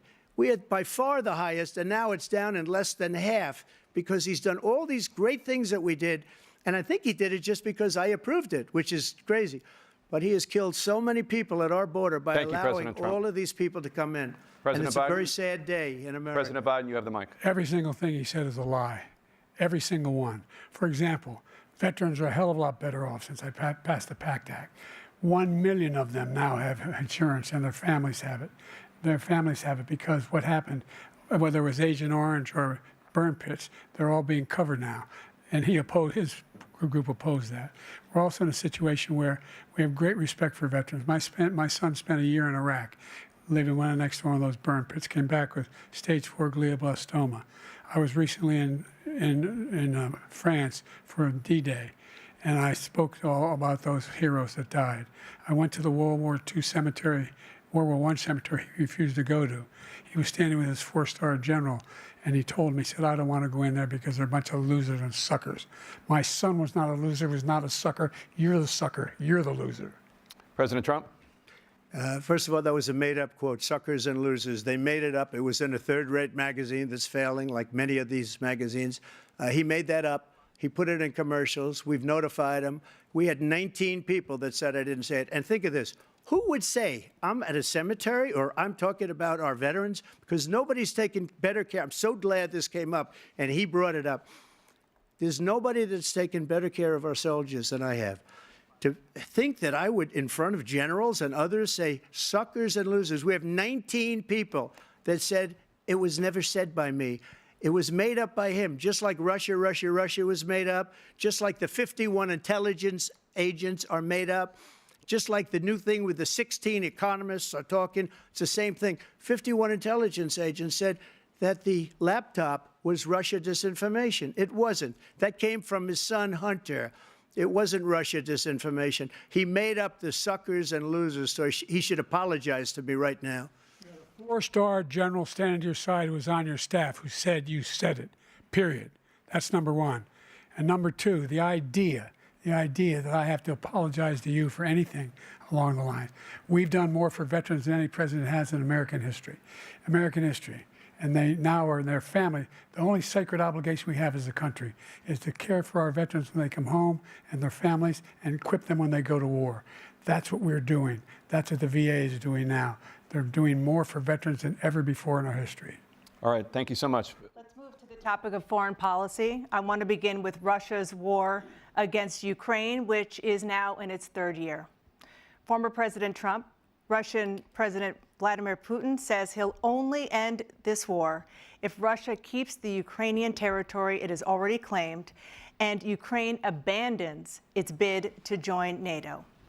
Are Putin's terms acceptable to you?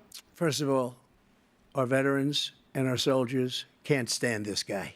They can't stand him. They think he's the worst commander-in-chief, if that's what you call him, that we've ever had. They can't stand him. So let's get that straight. And they like me more than just about any of them. And that's based on every single bit of information. As far as Russia and Ukraine, if we had a real president, the president that knew, that was respected by Putin, he would have never invaded Ukraine. A lot of people are dead right now, much more than people know. You know, they talk about numbers. You can double those numbers, maybe triple those numbers. He did nothing to stop it. In fact, I think he encouraged Russia from going in.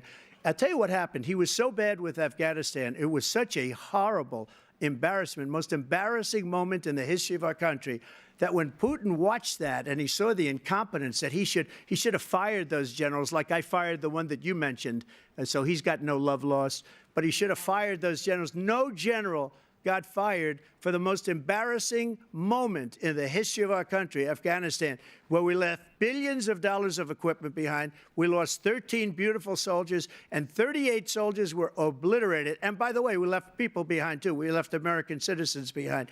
When Putin saw that, he said, you know what? I think we're going to go in and maybe take this was his dream. I talked to him about it, his dream. The difference is he never would have invaded Ukraine, never.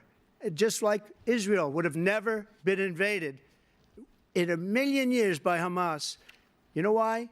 Because Iran was broke with me. I wouldn't let anybody do business with them. They ran out of money. They were broke. They had no money for Hamas. They had no money for anything, no money for terror. That's why you had no terror at all during my administration.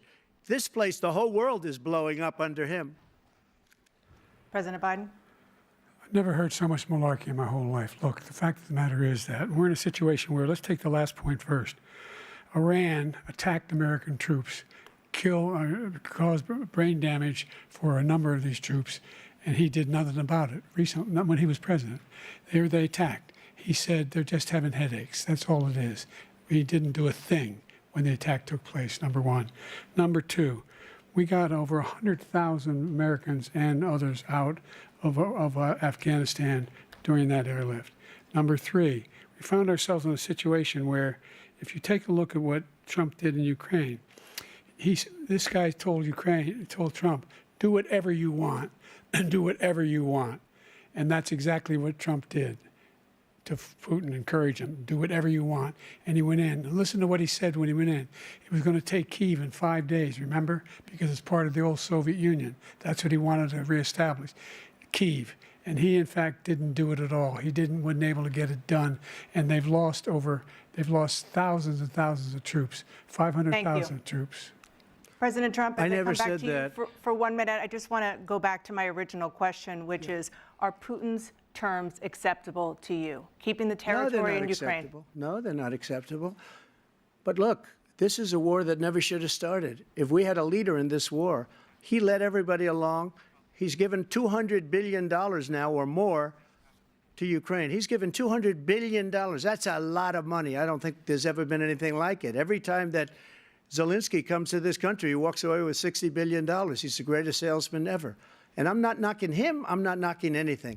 I'm only saying the money that we're spending on this war, and we shouldn't be spending, it should have never happened. I will have that war settled between Putin and Zelensky as president-elect before I take office on January 20th. I'll have that war settled. People being killed so needlessly, so stupidly, and I will get it settled, and I'll get it settled fast before I take office. President Biden, you have a minute. The fact is that Putin is a war criminal. He's killed thousands and thousands of people. And he has made one thing clear. He wants to reestablish what was part of the Soviet Empire, not just a piece. He wants all of Ukraine. That's what he wants. And then you think he'll stop there? Do you think he'll stop when if he takes Ukraine? What do you think happens to Poland? What do you think of Belarus? What do you think happens to those NATO countries? And so if you want a war, you ought to find out what he's going to do, because if in fact he does what he says and walks away, and by the way, all that money we give Ukraine are from weapons we make here in the United States. We give them the weapons, not the money at this point. And our NATO allies have produced as much funding for Ukraine as we have. That's why we're strong. Thank you. Moving on to the Middle East. In October, Hamas attacked Israel, killing more than 1,000 people and taking hundreds of hostages. Among those held and thought to still be alive are 5 Americans. Israel's response has killed thousands of Palestinians and created a humanitarian crisis in Gaza.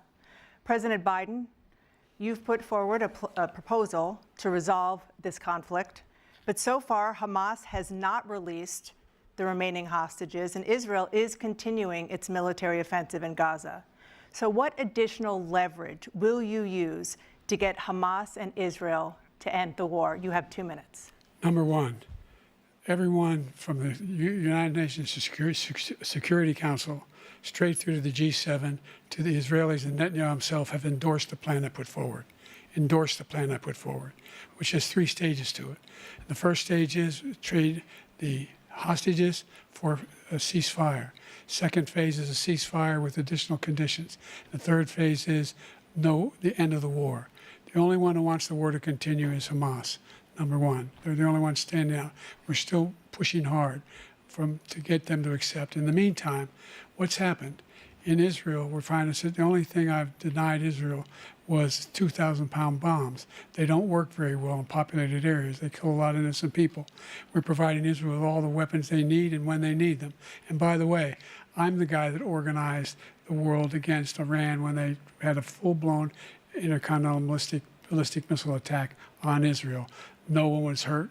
One Israeli was accidentally killed, and it just stopped. We saved Israel. We are the biggest producer of support for Israel of anyone in the world. And so there are 2 different things.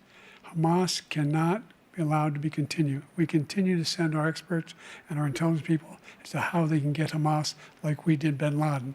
You don't have to do it. And by the way, they've been greatly weakened, Hamas, greatly weakened, and they should be.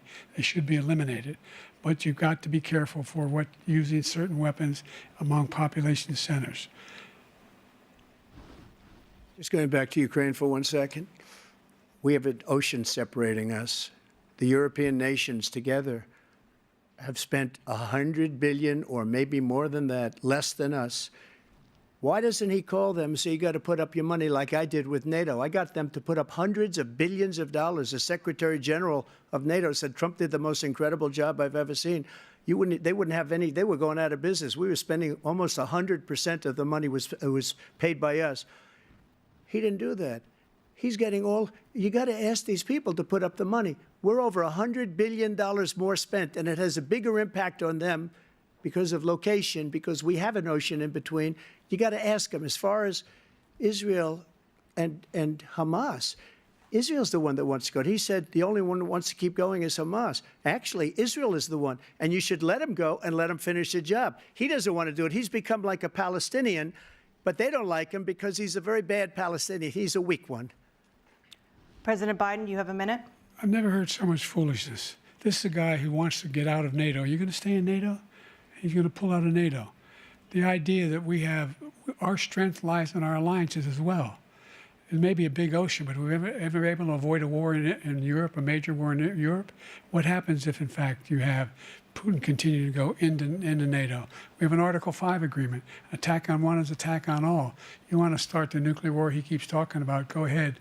Let Putin go in and control Ukraine and then move on to Poland and other places. You see what happens then. He has no idea what the hell he's talking about. And by the way, I got 50 other nations around the world to support Ukraine, including Japan and South Korea, because they understand that this kind of dislocation has a serious threat to the whole world peace. No major war in Europe has ever been able to be contained just to Europe.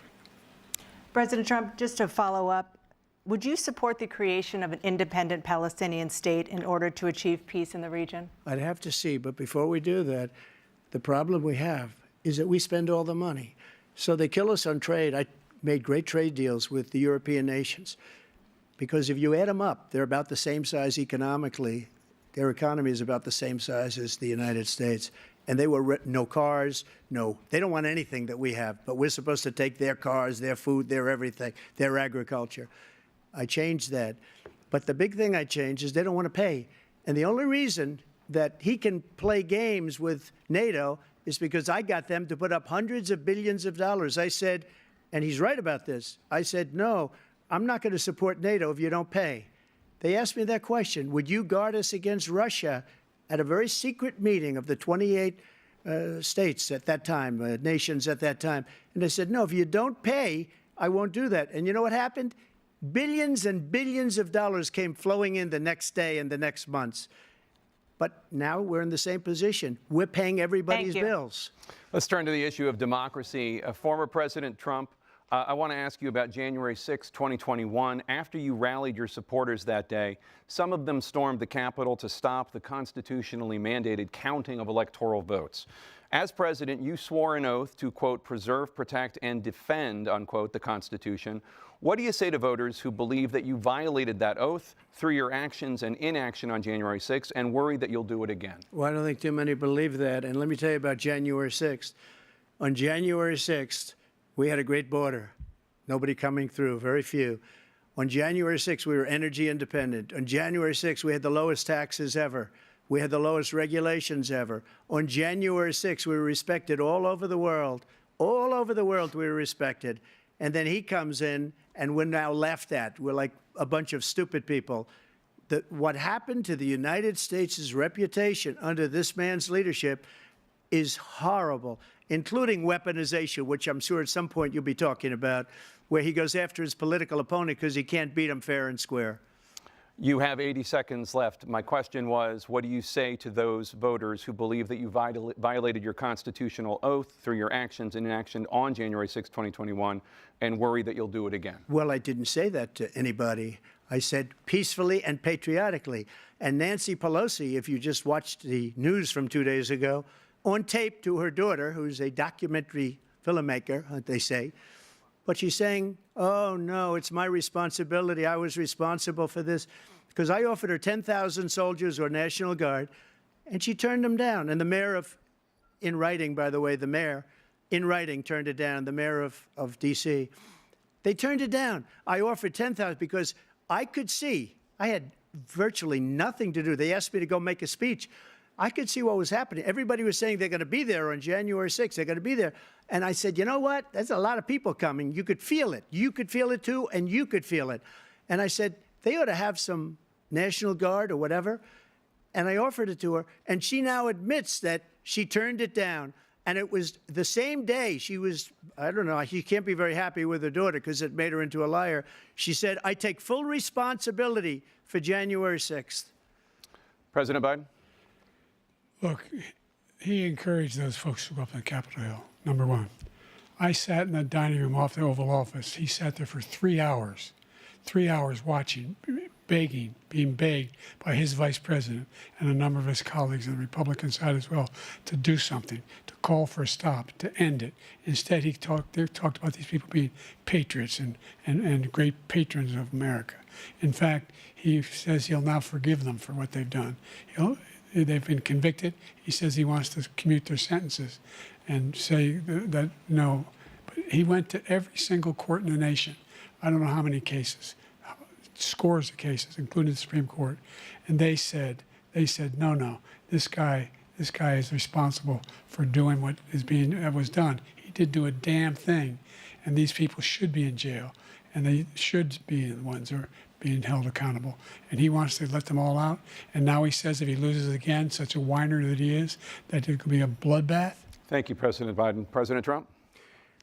What they've done to some people that are so innocent, you ought to be ashamed of yourself. What you have done, how you've destroyed the lives of so many people. When they ripped down Portland, when they ripped down many other cities, you go to Minnesota, Minneapolis, what they've done there with the fires all over the city. If I didn't bring in the National Guard, that city would have been destroyed. When you look at all of they took over big chunks of Seattle. I was all set to bring in the National Guard. They heard that, they saw them coming, and they left immediately. What he said about this whole subject is so off. Peacefully patriotic. One other thing, the Unselect Committee, which is basically two horrible Republicans that are all gone now, out of office, and Democrats, all Democrats, they destroyed and deleted all of the information they found because they found out we were right. We were right. And they deleted and destroyed all of the information. They should go to jail for that. If a Republican did that, they'd go to jail. Thank you, President Trump. President Biden, I want to give you a minute. The only person on this stage is a convicted felon is the man I'm looking at right now. And the fact of the matter is, what he's telling you is simply not true.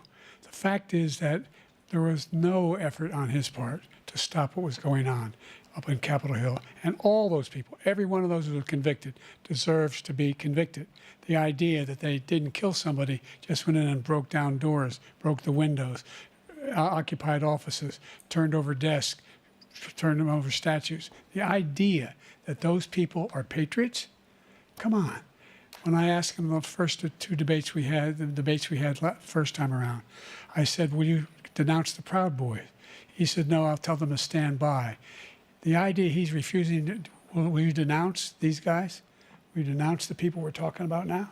Will you denounce the people who attacked that Capitol? What are you going to do? I'm going to give you a minute, President Trump, for a follow-up question I have. After a jury convicted you of 34 felonies last month, you said if reelected, you would, quote, have every right to go after, unquote, your political opponents. You just talked about members of the Select Committee on January 6th going to jail.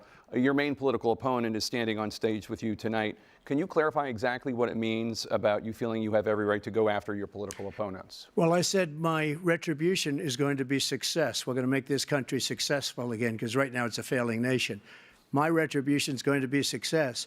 But when he talks about a convicted felon, his son is a convicted felon at a very high level. His son is convicted, going to be convicted probably numerous other times. Should have been convicted before, but his Justice Department let the statute of limitations lapse on the most important things.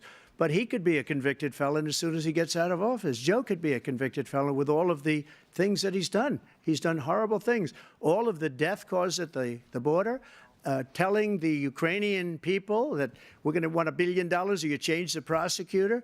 Otherwise, you're not getting $1 billion. If I ever said that, that's quid pro quo.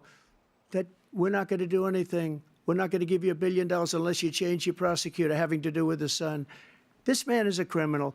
This man, you're lucky. You're lucky. I did nothing wrong. We'd have a system that was rigged and disgusting. I did nothing wrong. Thank you, President Trump. President Biden, you have said, I'm coming right to you, sir. You want to respond? Go ahead. I'll give you a minute to respond. The idea that I did anything wrong relative to what you're talking about is outrageous. It's simply a lie, number one. Number two, the idea that you have a right to seek retribution against any American just because you're president is wrong. It's simply wrong. No president's ever spoken like that before. No president in our history has spoken like that before. Number three, the crimes that you are still charged with, and think of all the civil penalties you have. How many billions of dollars do you owe in civil penalties for molesting a woman in public, for doing a whole range of things, of having sex with a porn star on the night while your wife was pregnant? I mean, what are you talking about? You have the morals of an alley cat. Give you a minute, sir. I didn't have sex with a porn star, number one. Number two, that was a case that was started and moved. They moved a high-ranking official, a DOJ, into the Manhattan DA's office to start that case. That case is going to be appealed and won. We had a very terrible judge, a horrible judge, Democrat. The prosecutor were all high-ranking Democrats, appointed people, and both the civil and the criminal. He basically went after his political opponent because he thought it was going to damage me. But when the public found out about these cases, because they understand it better than he does, he has no idea what these cases are. But when they found out about these cases, you know what they did? My poll numbers went up, way up. You know that because you're reporting it. And we took in more money in the last 2 weeks than we've ever taken in the history of any campaign. I don't think any campaign has ever taken. Hundreds of millions of dollars came pouring in because the public knows it's a scam and it's a guy that's after his political opponent because he can't win fair and square. Thank you, President Trump. President Biden, you have said, quote, Donald Trump and his MAGA Republicans are determined to destroy American democracy. Do you believe that the tens of millions of Americans who are likely to vote for President Trump will be voting against American democracy? The more they know about what he's done, yes. The more they know about what he's done. And there's a lot more coming. He's got a lot of cases down the road coming around. He's got a whole range of issues he has to face. I don't know what the juries will do, but I do know he has a real problem. And so the fact that, could you ever think you heard any president say that I'm going to seek retribution? Do you ever hear any president say that I thought Hitler had some good ideas?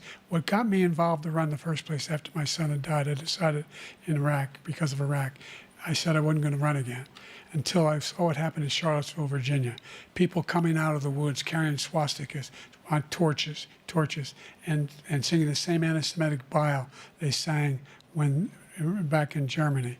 And the young woman got killed. I spoke to the mother, and they asked him, they said, what do you think of those people? The ones who got killed, the one who tried to stop it, and the ones, he said, I think they're fine people on both sides. What American president would ever say, Nazis coming out of fields, carrying torches, singing the same anti-Semitic bile, carrying swastikas, were fine people? This is a guy who says Hitler's done some good things. I'd like to know what they are. The good things Hitler's done, that's what he said. This guy has no sense of American democracy. President Trump. Jake, both of you know that story has been totally wiped out because when you see the sentence, it said 100% exoneration on that story. He just keeps it going. He says he ran because of Charlottesville. He didn't run because of Charlottesville. He ran because it was his last chance. He's not equipped to be president. You know it, and I know it. It's ridiculous. We have a debate. We're trying to justify his presidency. His presidency is, without question, the worst president, the worst presidency in the history of our country. We shouldn't be having a debate about it. There's nothing to debate. He made up the Charlottesville story, and you'll see it's debunked all over the place. Every reasonable anchor has debunked it. And just the other day, it came out where it was fully debunked. It's a nonsense story. He knows that, and he didn't run because of Charlottesville. He used that as an excuse to run. President Biden? And debunked. It happened. All you have to do is listen to what was said at the time. And the idea that somehow that's the only reason I ran because I was worried a guy like this guy could get elected. If he thought they were good people coming out of that forest, carrying those woods, carrying those torches, then he didn't deserve to be president. Didn't deserve to be president at all. And the idea that he's talking about all this being fabricated, we saw with our own eyes. We saw what happened on January 6th. We saw the people breaking through the windows. We saw people occupying his own vice president. Look, there's a reason why 40 of his 44 top cabinet officers refused to endorse him this time. His vice president hasn't endorsed him this time. So why? Why? They know him well. They serve with him. Why are they not endorsing him? Thank you, President Biden. We're going to be right back with more from the CNN presidential debate.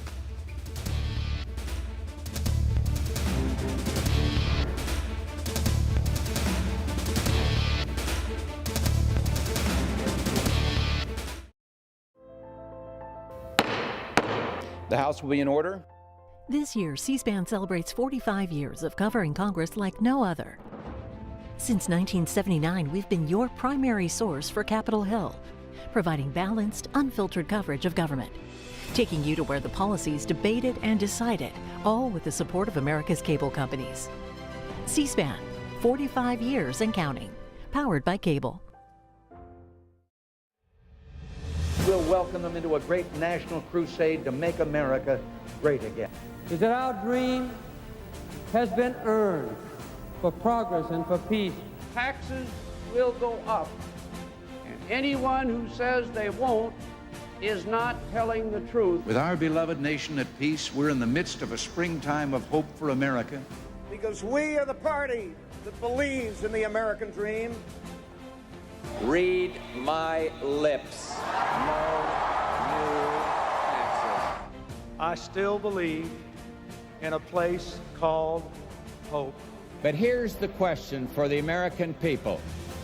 Who do you trust in this election? The real choice is whether we will build a bridge to the future or a bridge to the past. And I have unlimited confidence in the wisdom of our people and the future of our country. I stand here tonight as my own man, and I want you to know me for who I truly am. They had their chance. They have not led. We will. I'm John Kerry, and I'm reporting for duty. These 4 years have brought moments I could not foresee and will not forget. It's time for us to change America. I wasn't my own man anymore. I was my country's. I don't believe that rolling back regulations on Wall Street will help the small businesswoman expand or the laid-off construction worker keep his home. We have been there. We've tried that, and we're not going back. We are moving forward, America. Under my administration, our friends will see more loyalty, and Mr. Putin will see a little less flexibility and more backbone. He wants to make America great again. Well, he could start by actually making things in America again. We will make America safe again. And we will make America great again. Here and now, I give you my word. If you entrust me with the presidency, I will draw on the best of us, not the worst. This towering American spirit has prevailed over every challenge and lifted us to the summit of human endeavor. Watch C-SPAN's Campaign 2024 live coverage of the Republican National Convention starting July 15th and the Democratic National Convention beginning August 19th. C-SPAN, your unfiltered view of the conventions, powered by cable.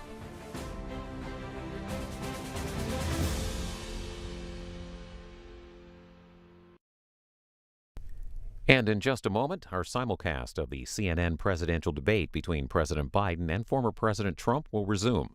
This is happening live from CNN studios in Atlanta.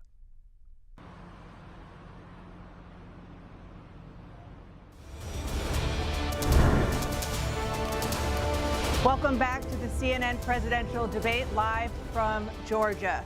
Let's talk about persistent challenges you both faced in your first terms and you'd certainly face again in a second term. President Biden, While Black unemployment dropped to a record low under your presidency, Black families still earn far less than white families. Black mothers are still 3 times more likely to die from pregnancy-related causes, and Black Americans are imprisoned at 5 times the rate of white Americans. What do you say to Black voters who are disappointed that you haven't made more progress? They acknowledge they made a lot of progress, number one. The fact of the matter is there's more small Black businesses that have been started than any time in history. Number two, the wages of Black unemployment is the lowest level it's been in a long, long time. Number three, we're providing housing for Black Americans and dealing with the segregation that exists among these corporations that collude to keep people out of their houses. And in addition to that, we find that the impact on the choice that Black families have to make relative to child care is incredibly difficult. When we did the first major piece of legislation in the past, I was able to reduce Black child care costs. I cut them in half. We got to make sure we provide for child care costs. We got to make sure, because when you provide those child care protections, you increase economic growth because more people can be in the job market. So there's more to be done, considerably more to be done. But we've done a great deal so far, and I'm not letting up, and they know it. You have 49 seconds left. What do you say to Black voters who are disappointed with the progress so far? I say I don't blame them for being disappointed. Inflation is still hurting them badly. For example, I provided for the idea that any Black family first-time home buyer should get a $10,000 tax credit to be able to buy their first home so they can get started. I made sure that we're in a situation where all those Black families and those Black individuals who had to take out student loans that were ballooning, that if they were engaged in nursing, doctor, and anything having to do with volunteerism, if they paid their bills for 10 years on their student debt, all the rest is forgiven after 10 years. Millions have benefited from that. And we're going to do a whole lot more for Black families. Thank you, President Trump. And he caused the inflation. He's blaming inflation, and he's right, it's been very bad. He caused the inflation, and it's killing Black families and Hispanic families and just about everybody. It's killing people. They can't buy groceries anymore. They can't. You look at the cost of food where it's doubled and tripled and quadrupled. They can't live. They're not living anymore. He caused this inflation. I gave him a country with essentially no inflation. It was perfect. It was so good. All he had to do is leave it alone. He destroyed it with his Green New scam and all this money that's being thrown out the window. He caused inflation. As sure as you're sitting there, the fact is that his big kill on the Black people is the millions of people that he's allowed to come in through the border. They're taking Black jobs now, and it could be 18, it could be 19, and even 20 million people. They're taking Black jobs, and they're taking Hispanic jobs, and you haven't seen it yet, but you're going to see something that's going to be the worst in our history. Thank you. President Biden? There was no inflation when I became president. You know why? The economy was flat on its back. 15% unemployment. He decimated the economy, absolutely decimated the economy. That's why there was no inflation at the time. There were no jobs. We provided thousands of millions of jobs for individuals who are in all communities, including minority communities. We made sure that they have health insurance. We have covered, the ACA has increased. I made sure that they're $8,000 per person in a family to get written off for the health care. But this guy wants to eliminate that. They tried 50 times. He wants to get rid of the ACA again, and they're going to try again if they win. You find ourselves in a position where the idea that we're not doing any, we put more police on the street than any administration has. He wants to cut the cops. We're providing for equity and making sure people have a shot to make it. There's a lot going on, but in inflation, he caused it by his tremendous malfeasance in the way he handled the pandemic. Thank you. Another persistent challenge is the climate crisis.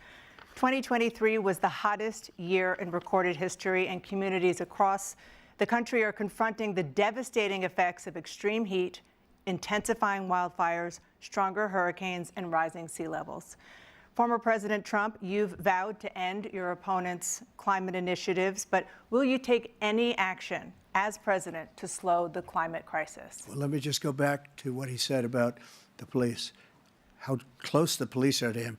Almost every police group in the nation from every state is supporting Donald J. Trump. Almost every police group.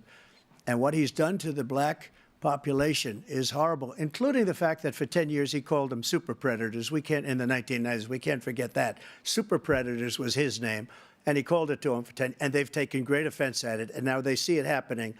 But when they see what I did for criminal justice reform and for the historically black colleges and universities, where I funded them and got them all funded, and the opportunity zones with Tim, as you know, Tim Scott was incredible. He did a great job, great senator from South Carolina. He came to me with the idea, and it was a great idea. It's one of the most successful economic development acts ever in the country, opportunity zones.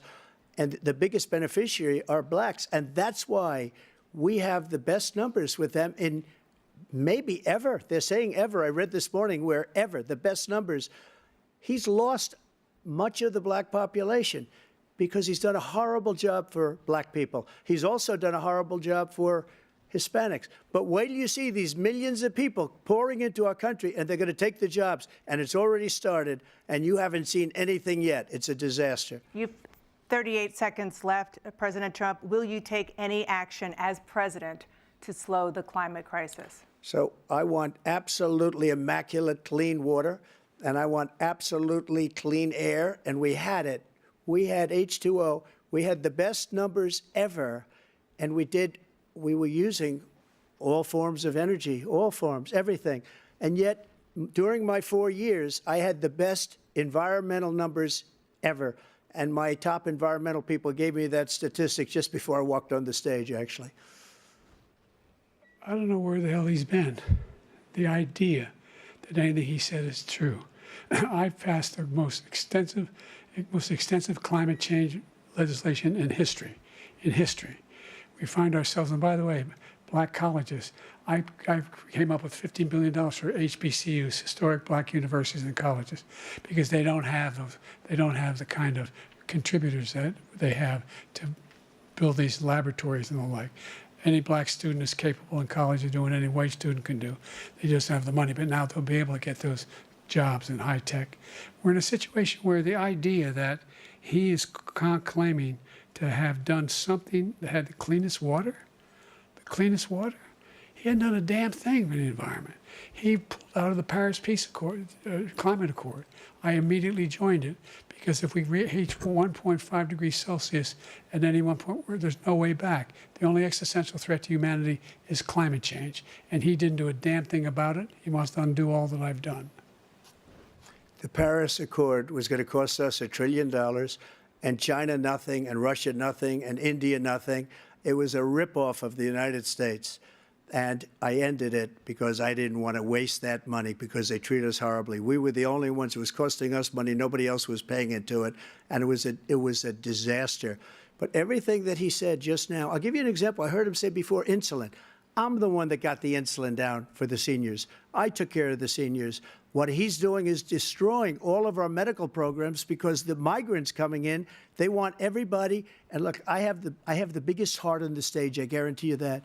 And I want to take care of people. But we're destroying our country. They're taking over our schools, our hospitals, and they're going to be taking over Social Security. He is destroying Social Security, Medicare, and Medicaid. The idea is that we, in fact, we were the only ones of consequence who were not members of the Paris Accord. How can we do anything? We're not able to, the United States can't get its pollution under control. One of the largest polluters in the world, number one. We're making significant progress. By 2035, we will have cut pollution in half. We have made significant progress, and we're continuing to make progress. We set up a climate corps for thousands of young people who will learn how to deal with climate, just like the Peace Corps. And we're moving in directions that are going to significantly change the elements of cause of pollution. But the idea that he claims that he has the biggest heart up here and he's really concerned about pollution and about climate, I've not seen any indication of that. And by the way, with regard to prescription drugs, one company agreed that they would reduce the price to $35, which I was calling for, one, voluntarily. I made sure every company in the world, every pharmaceutical company, cannot have to pay. Thank you. And by the way, so every day, millions of Americans struggle just to make ends meet. For many older Americans, Social Security provides a critical lifeline. President Biden, if nothing is done to Social Security, seniors will see their benefits cut in just over 10 years. Will you name tonight one specific step that you're willing to take to keep Social Security solvent? yes, make the very wealthy begin to pay their fair share. Right now, everybody making under $170,000 pays 6% of their income, of their paycheck, every single time they get a paycheck from the time of the first one they get when they're 18 years old. The idea that they're gonna, I'm been proposing that everybody, they pay, the millionaires pay 1%. 1%. So no one after, I would not raise the cost of Social Security for anybody under $400,000. After that, I began to make the wealthy begin to pay their fair share by increasing from 1% beyond to be able to guarantee the program for life. So you still have 82 seconds left. Are there any other measures that you think that would be able to help keep Social Security solvent, or is that one enough? Well, no, that one enough will keep it solvent, but the biggest thing I'll do if we defeat this man, because he wants to get rid of Social Security. He thinks there's plenty to cut in Social Security. He's wanted to cut Social Security and Medicare, both times. And that's what. And if you look at the program put forward by the House Republican caucus that he, I believe, supports, is in fact want to cut it as well.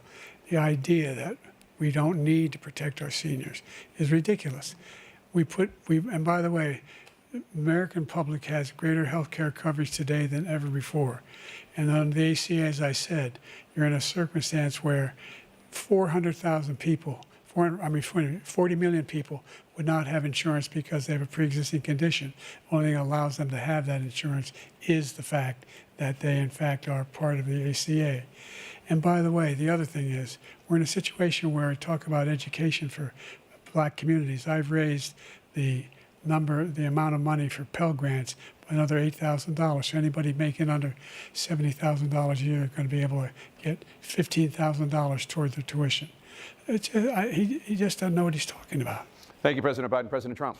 So I've dealt with politicians all my life. I've been on this side of the equation for the last 8 years. I've never seen anybody lie like this guy. He lies. I've never seen it. He can look you in the face about so many other things, too. And we mentioned the laptop. We mentioned Russia, Ukraine. Everything he does is a lie. It's misinformation and disinformation. The losers and suckers story that he made up is a total lie on the military. It's a disgrace. But Social Security, he's destroying it because millions of people are pouring into our country, and they're putting them onto Social Security. They're putting them onto Medicare, Medicaid. They're putting them in our hospitals. They're taking the place of our citizens. What they're doing to the VA, to our veterans, is unbelievable. Our veterans are living in the street, and these people are living in luxury hotels. He doesn't know what he's doing, and it's really coming back. I've never seen such anger in our country before. President Biden? The idea that veterans are not being taken care of, I told you before. And by the way, when I said suckers and losers, he acknowledged after that he fired that general. That general got fired because he's the one that acknowledged that that's what he said. He was the one standing with Trump when he said it, number one. Number two, the idea that we're going to be in a situation where all these millions and millions, the way he talks about it, illegal aliens are coming into the country and taking away our jobs. There's a reason why we have the fastest growing economy in the world, the reason why we have the most successful economy in the world. We're doing better than any other nation in the world. And by the way, those 15 Nobel laureates he talked about being phony, those 15 Nobel laureates, economists, they all said that if Trump is reelected, we're likely to have a recession and inflation is going to increasingly go up. And by the way, worst president in history, 159 presidential scholars voted him the worst president in the history of the United States of America. President Biden, thank you so much. Let's turn to the cost of child care, which many American families struggle to afford. President Trump, both you and President Biden have tried to address this issue, but the average cost of child care in this country has risen to more than $11,000 a year per child. For many families, the cost of child care for 2 children is more than their rent. In your second term, what would you do to make child care more affordable? Just to go back, the general got fired because he was no good. And if he said that, that's why he made it up. But we have 19 people that said I didn't say it, and they're very highly respected, much more so than him. The other thing is, he doesn't fire people. He never fired people. I've never seen him fire anybody. I did fire a lot. I fired Comey because he was no good. I fired a lot of the top people at the FBI, drained the swamp. They were no good. Not easy to fire people. You'd pay a price for it, but they were no good. I inherited these people. I didn't put him there. I didn't put Comey there. He was no good. I fired him. This guy hasn't fired anybody. He never fires. He should have fired every military man that was involved with that the Afghanistan horror show, the most embarrassing moment in the history of our country. He didn't fire. Did you fire anybody? Did you fire anybody that's on the border, that's allowed us to have the worst border in the history of the world? Did anybody get fired for allowing 18 million people, many from prisons, many from mental institutions? Did you fire anybody that allowed our country to be destroyed? Joe, our country is being destroyed as you and I sit up here and waste a lot of time on this debate. This shouldn't be a debate. He is the worst president. He just said about me because I said it. But look, he's the worst president in the history of our country. He's destroyed our country. Now all of a sudden he's trying to get a little tough on the border. He came out with a nothing deal, and it reduced it a little bit, like this much. It's insignificant. He wants open borders. He wants our country to either be destroyed or he wants to pick up those people as voters. And I don't think we just can't let it happen. If he wins this election, our country doesn't have a chance, not even a chance, of coming out of this rut. We probably won't have a country left anymore. That's how bad it is. He is the worst in history by far. Thank you, President Trump. President Biden? We're the most admired country in the world. We're the United States of America. There's nothing beyond our capacity. We have the finest military in the history of the world, the finest in the history of the world. No one thinks we're weak. No one wants to screw around with us. Nobody, number one. Number two, the idea that we're talking about worst presidents. I wasn't joking. Look it up or go online. 159 or 58, don't hold me the exact number, presidential historians, they've had meetings and they voted who's the worst president in American history. One through best to worst. They said he was the worst in all of American history. That's a fact. That's not conjecture. He can argue they're wrong, but that's what they voted. The idea that he is doing anything to deal with child care, he did virtually nothing to child care. We should significantly increase the child care tax credit. We should significantly increase the availability of women and men or single parents to be able to go back to work. And we should encourage businesses to have. Thank you, President Biden. Facilities. President Trump, the question was about what would you do to make child care more affordable, if you want to take your minute. Just so you understand, we have polling, we have other things that they rate him the worst because what he's done is so bad. And they rate me, I'll show you, I will show you, and they rate me one of the best, okay? And if I'm given another 4 years, I will be the best. I think I'll be the best. Nobody's ever created an economy like us. Nobody ever cut taxes like us. He's the only one I know. He wants to raise your taxes by 4 times. He wants to raise everybody's taxes by 4 times. He wants the Trump tax cuts to expire. So everybody, including the 2 of you, are going to pay 4 to 5 times. Nobody ever heard of this before. All my life, I'd grow up and I'd see politicians talking about cutting taxes. When we cut taxes, as I said, we did more business. Apple and all these companies, they were bringing money back into our country. The worst president in history by far, and everybody knows it. President Biden? Look, the fact of the matter is that he's dead wrong about, he's increased the tariff, he will increase the taxes on middle-class people. I said I'd never raise a tax on anybody making less than $400,000. I didn't. But this tariff is 10% tariffs. Everything coming into the country, you know what the economists say? That's going to cost the average American $2,500 a year more because they're going to have to pay the difference in food and all the things that were imported.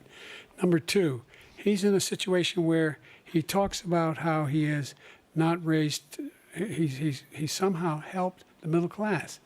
The middle class have been devastated by you. Now you want a new tax cut of $5 trillion over the next 10 years, which is going to fundamentally bankrupt the country. You had the largest deficit of any president in American history, number one.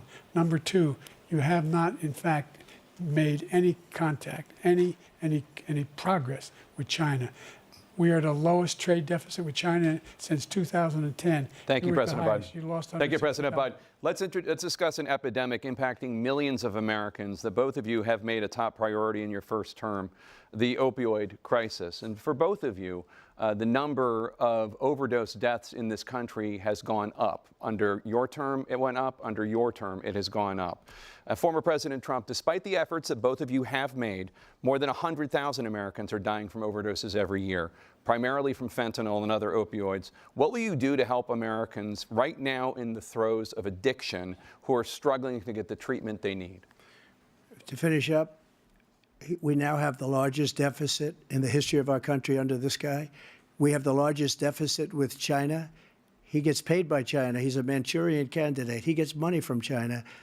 So I think he's afraid to deal with them or something. But do you notice he never took out my tariffs because we bring in so much money with the tariffs that I imposed on China. He never took them away. He can't because it's too much money. It's tremendous. And we saved our steel industries, and there was more to come, but he hasn't done that. But he hasn't cut the tariffs because he can't, because it's too much money. But he's got the largest deficit in the history of our country, and he's got the worst situation with China. China's going to own us if you keep allowing them to do what they're doing to us as a country. They are killing us as a country, Joe, and you can't let that happen. You're destroying our country. So, President Trump, you have 67 seconds left. The question was, what are you going to do to help Americans in the throes of addiction right now who are struggling to get the treatment they need? Jake, we were doing very well at addiction until the COVID came along. We had the 2.5, almost 3 years of like nobody's ever had before, any country, in every way. And then we had to get tough. And it was the drugs pouring across the border it started to increase. We got great equipment. We bought the certain dog that's the most incredible thing that you've ever seen, the way they can spot it. We did a lot, and we were getting very low numbers, very, very low numbers. Then he came along. The numbers, have you seen the numbers now? It's not only the 18 million people that I believe is even low because the gotaways, they don't even talk about gotaways. But the numbers of the amount of drugs and human trafficking in women coming across our border, the worst thing I've ever seen, at numbers that nobody's ever seen under him because the border's so bad. But the number of drugs coming across our border now is the largest we've ever had by far. President Trump, thank you. President Biden? Fentanyl and the byproducts of fentanyl went down for a while. And I wanted to make sure we use the machinery that can detect fentanyl, these big machines that roll over everything that comes across the border. And it costs a lot of money. That was part of this deal we put together, this bipartisan deal. More fentanyl machines, more be able to detect drugs, more numbers of agents, more numbers of all the people at the border. And when we had that deal done, he called his Republican colleagues, said, "Don't do it. It's going to hurt me politically." No, he never argued it's not a good bill. It's a really good bill. We need those machines. We need those machines. And we're coming down very hard in every country in Asia in terms of precursors for fentanyl. And Mexico is working with us to make sure they don't have the technology to be able to put it together. That's what we have to do. We need those machines. Thank you, President Biden. President Trump, and again, the question is about Americans in the throes of addiction right now struggling to get the treatment they need. Well, because this does pertain to it. He ended Remain in Mexico. He ended catch and release. I made it catch and release in Mexico, not catch and release here. We had so many things that we had done, hard negotiations with Mexico, and I got it all for nothing. It's just like when you have a hostage. We always pay $6 billion for a hostage. Every time we say there's a hostage. Now we have a hostage, a Wall Street Journal reporter, I think a good guy, and he's over there because Putin is laughing at this guy, probably asking for billions of dollars for the reporter. I will have him out very quickly as soon as I take office. Before I take office, I said by literally as soon as I win the election, I will have that reporter out. He should have had him out a long time ago, but Putin's probably asking for billions and billions of dollars because this guy pays it every time. We had 2 cases where we paid $6 billion for 5 people. I got 58 people out, and I paid essentially nothing. Thank you, President Trump. Dana? Let's turn to concerns that voters have about each of you. President Biden, you would be 86 at the end of your 2nd term. How do you address concerns about your capability to handle the toughest job in the world well into your 80s? Well, first of all, I spent half my career being criticized being the youngest person in politics. I was the 2nd youngest person ever elected to the United States Senate, and now I'm the oldest. This guy's 3 years younger and a lot less competent. I think that just look at the record. Look at what I've done. Look how I've turned around the horrible situation he left me. As I said, 15 million new jobs, 800,000 manufacturing jobs, more investment in America, over billions of dollars in private investment in enterprises that we are growing. By the way, we brought an awful lot of people. The whole idea of computer chips, we used to have 40% of the market. We invented those chips, and we lost it because he was sending people to find the cheapest jobs overseas and to bring home a product. So I went to South Korea.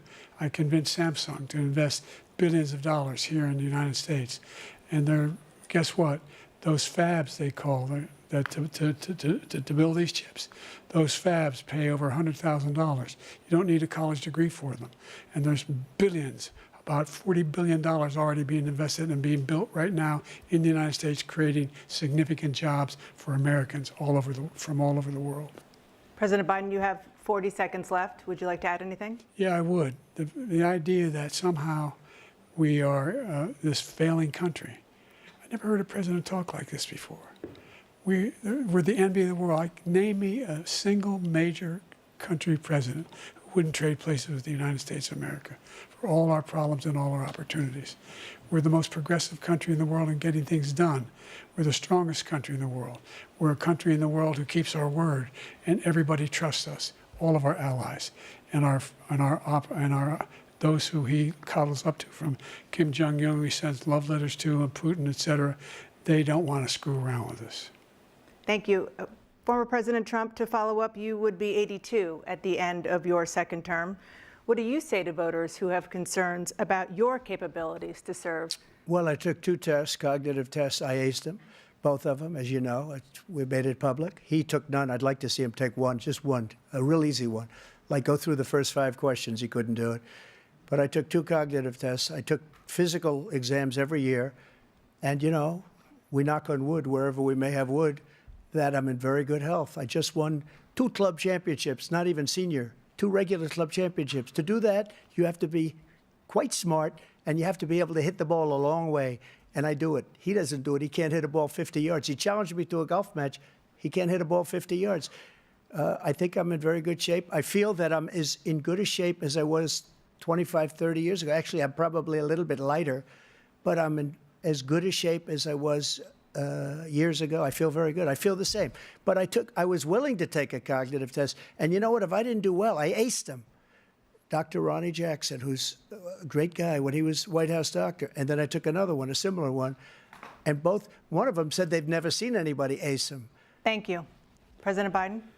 You can see he is 6'5" and only 223 pounds, or 235 pounds. Never said he was 6'4". Well, you said 6'4", 200.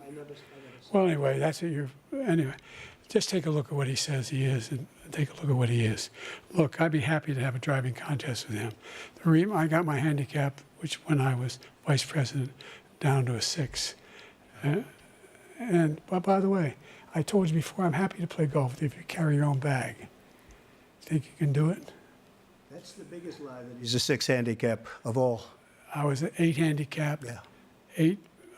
Never. But I have, you know how many? I've seen you swing. I know you swing.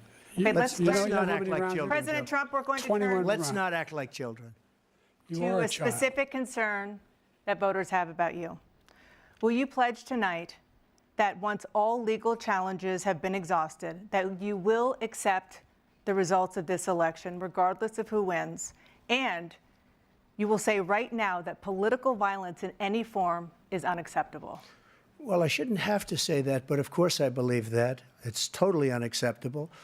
And if you would see my statements that I made on Twitter at the time, and also my statement that I made in the Rose Garden, you would say it's one of the strongest statements you've ever seen. In addition to the speech I made in front of, I believe, the largest crowd I've ever spoken to, and I will tell you, nobody ever talks about that. They talk about a relatively small number of people that went to the Capitol, and in many cases were ushered in by the police. And as Nancy Pelosi said, it was her responsibility, not mine. She said that loud and clear. But the answer is, if the election is fair, free, and I want that more than anybody. And I'll tell you something. I wish he was a great president, because I wouldn't be here right now. I'd be at one of my many places enjoying myself. I wouldn't be under indictment because I wouldn't have been his political opponent, because he indicted me because I was his opponent. I wish he was a great president. I would rather have that. I wouldn't be here. I don't mind being here. But the only reason I'm here is he's so bad as a president that I'm going to make America great again. We're going to make America great again. We're a failing nation right now. We're a seriously failing nation. And we're a failing nation because of him. His policies are so bad. His military policies are insane. They're insane. These are wars that will never end with him. He will drive us into World War III, and we're closer to World War III than anybody can imagine. We are very, very close to World War III, and he's driving us there. And Kim Jong-un and President Xi of China, Kim Jong-un of North Korea, all of these, Putin, they don't respect him. They don't fear him. They have nothing going with this gentleman, and he's going to drive us into World War III.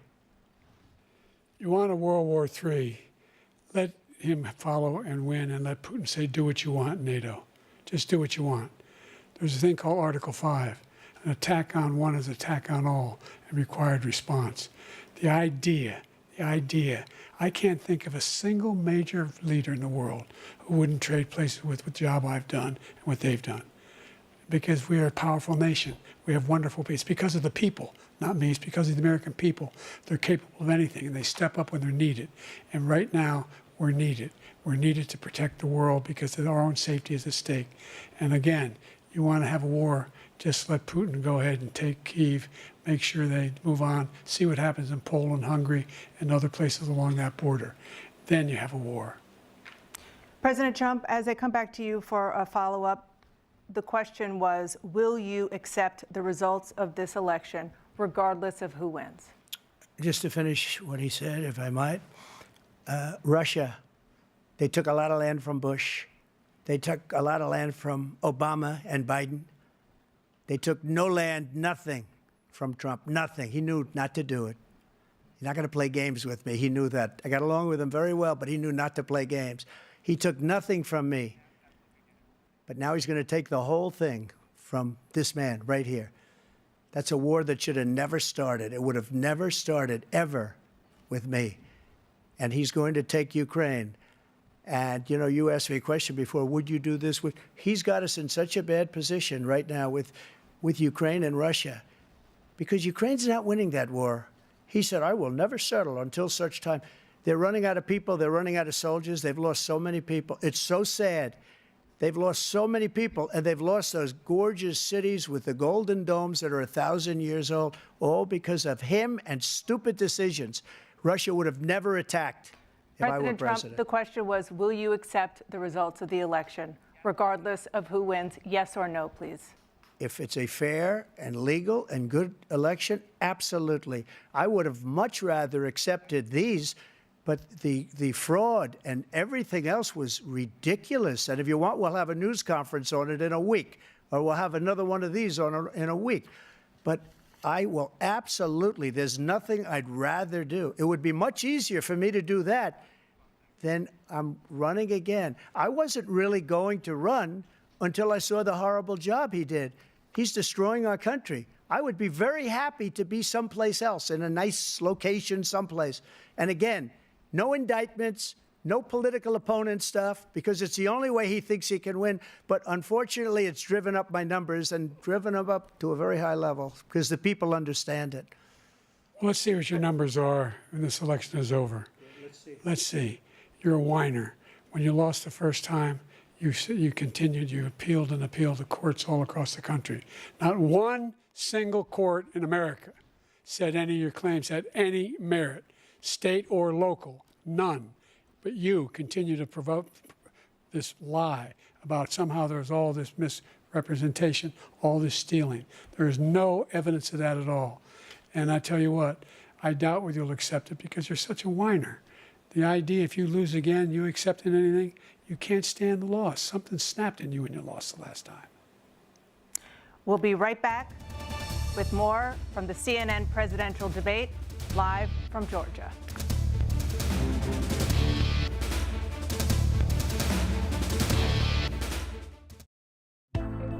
C-SPAN Now is a free mobile app featuring your unfiltered view of what's happening in Washington, live and on demand. Keep up with the day's biggest events with live streams of floor proceedings and hearings from the U.S. Congress, White House events, the courts, campaigns, and more from the world of politics, all at your fingertips. You can also stay current with the latest episodes of Washington Journal and find scheduling information for C-SPAN's TV networks and C-SPAN Radio, plus a variety of compelling podcasts. C-SPAN Now is available at the Apple Store and Google Play. Scan the QR code to download it for free today or visit our website, cspan.org/C-SPAN Now. C-SPAN Now, your front row seat to Washington, anytime, anywhere. We'll welcome them into a great national crusade to make America great again. Is that our dream has been earned for progress and for peace. Taxes will go up, and anyone who says they won't is not telling the truth. With our beloved nation at peace, we're in the midst of a springtime of hope for America. Because we are the party that believes in the American dream. Read my lips. No new taxes. I still believe in a place called hope. Here's the question for the American people. Who do you trust in this election? The real choice is whether we will build a bridge to the future or a bridge to the past. And I have unlimited confidence in the wisdom of our people and the future of our country. I stand here tonight as my own man. They had their chance. They have not led. We will. I'm John Kerry, and I'm reporting for duty. These 4 years have brought moments I could not foresee and will not forget. It's time for us to change America. I wasn't my own man anymore.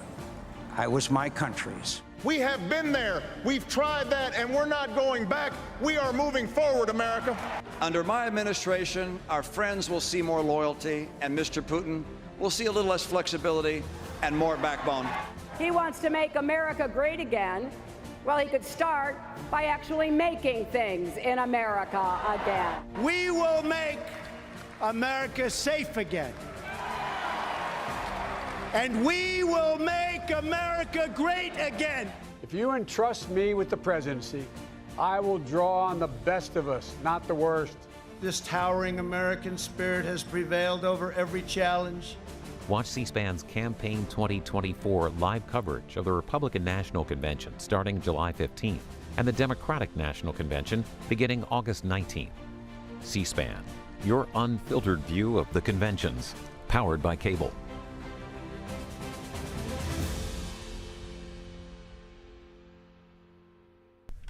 Once again, waiting for the CNN presidential debate between President Biden and former President Trump to resume. A reminder that we will get your reaction to what you've seen and heard tonight as soon as the debate is over. Our live simulcast continues from Atlanta in just a moment.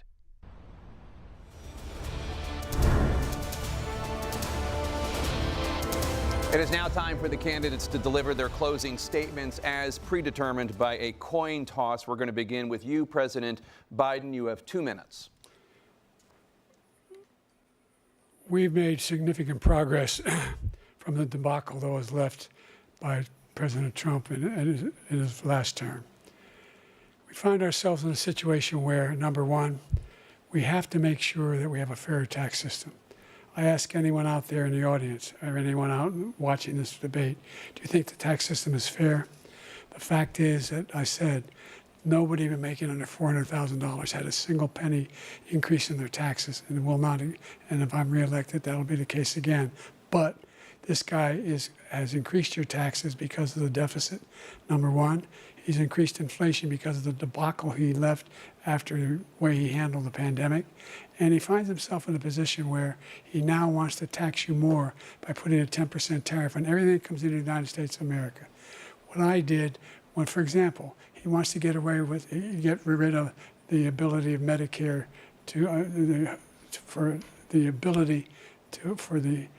us to be able to negotiate drug prices with the big pharma companies. Well, guess what? We got it down to $35 for insulin instead of $400. No more than $2,000 for every senior, no matter how much prescription they need. You know what that did? That reduced the federal debt by $160 billion over 10 years because the government doesn't have to pay these exorbitant prices.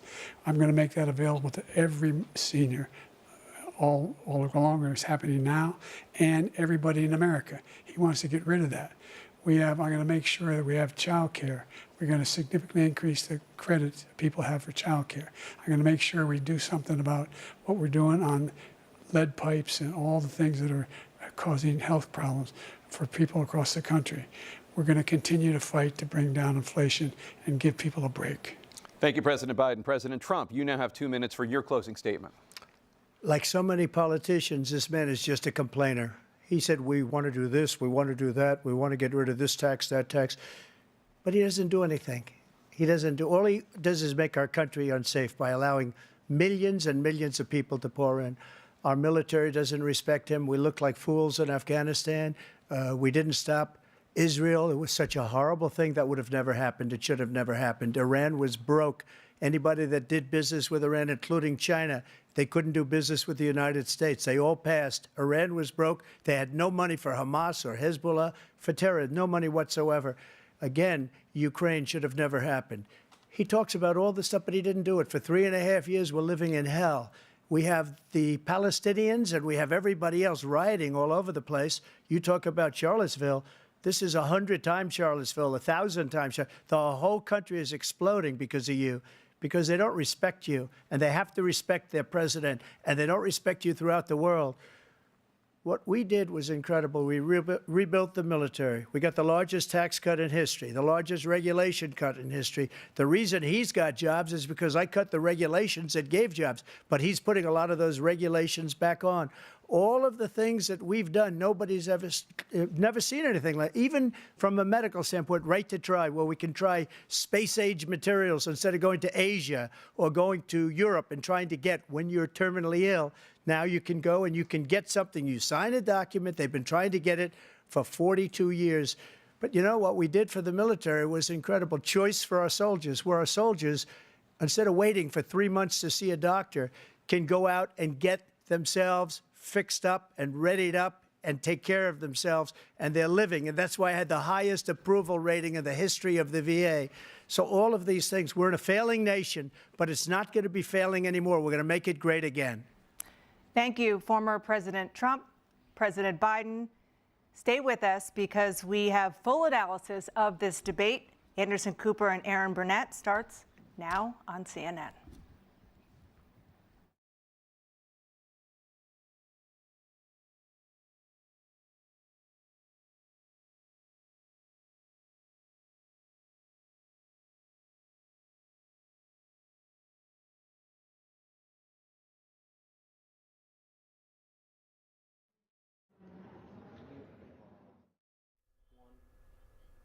And that's a wrap. The first presidential debate of the 2024 election cycle is in the books. President Biden and former President Trump addressing several issues tonight with moderators Jake Tapper and Dana Bash: the economy, immigration, foreign policy, and abortion, among others.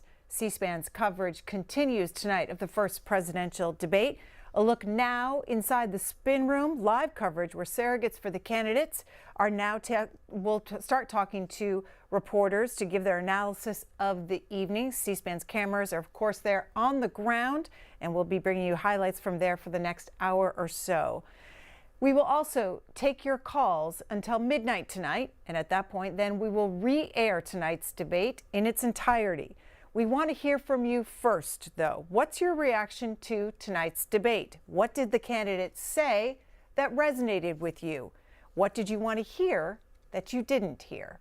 We've divided the lines this way. If you're supporting President Biden, call in at 202-748-8920. If you support the former president, your line tonight is 202-748-8921. If you're undecided, still undecided, after tonight's debate, call in at 202-748-8922. And if you've decided to support a third-party candidate, you can call us at 202-748-8923. Remember, you can join the conversation on X with the handle @CSPAN, also on Facebook.com/CSPAN, or you can text us with your first name, city, and state to 202-748-8903. The calls are in. Angie in Canton, Ohio, supporting the former president. Angie, you are up first. What is your reaction to tonight's debate? Angie? Yes. You're up. Good evening. Okay. I didn't even know I had anything to say. I'm sorry. Peter in New York, undecided. Peter, your reaction to tonight's debate? Well, I thought that the format for tonight's debate was excellent. I thought the moderators did a great job. And you said that the performance tonight was excellent by the candidates? I thought the moderators did well. I thought they did real well. Did you like the format, Peter? Oh, yes, absolutely. Absolutely. A great format. Jake Tapper and Dana Bash were tremendous. Now, the candidates, holy mackerel, they're not exactly Lincoln and Douglas. I was undecided. Now I'm even more so, because actually all they did was attack each other. And they didn't seem very presidential. Neither one of them. Two guys on the corner. Peter? Yeah. What do you want to hear from these candidates in order to decide? Well, I would like them to talk about the issues, more about their own ideas rather than attack the other one ideas. And I'd like them to show a little bit more decorum. Right now, I feel like hiding under the bed. All right. Peter, undecided in New York. Karen in Greer, South Carolina, supporting the former president. Karen, how did your candidate do? Hi. Hi, Karen. Actually, I think he did. Hi. I think he did quite well. He kept his demeanor cool, calm, and collected. To me, he is the only one that can put America to be great again. He has the relationship with other presidents throughout different countries where Biden does not.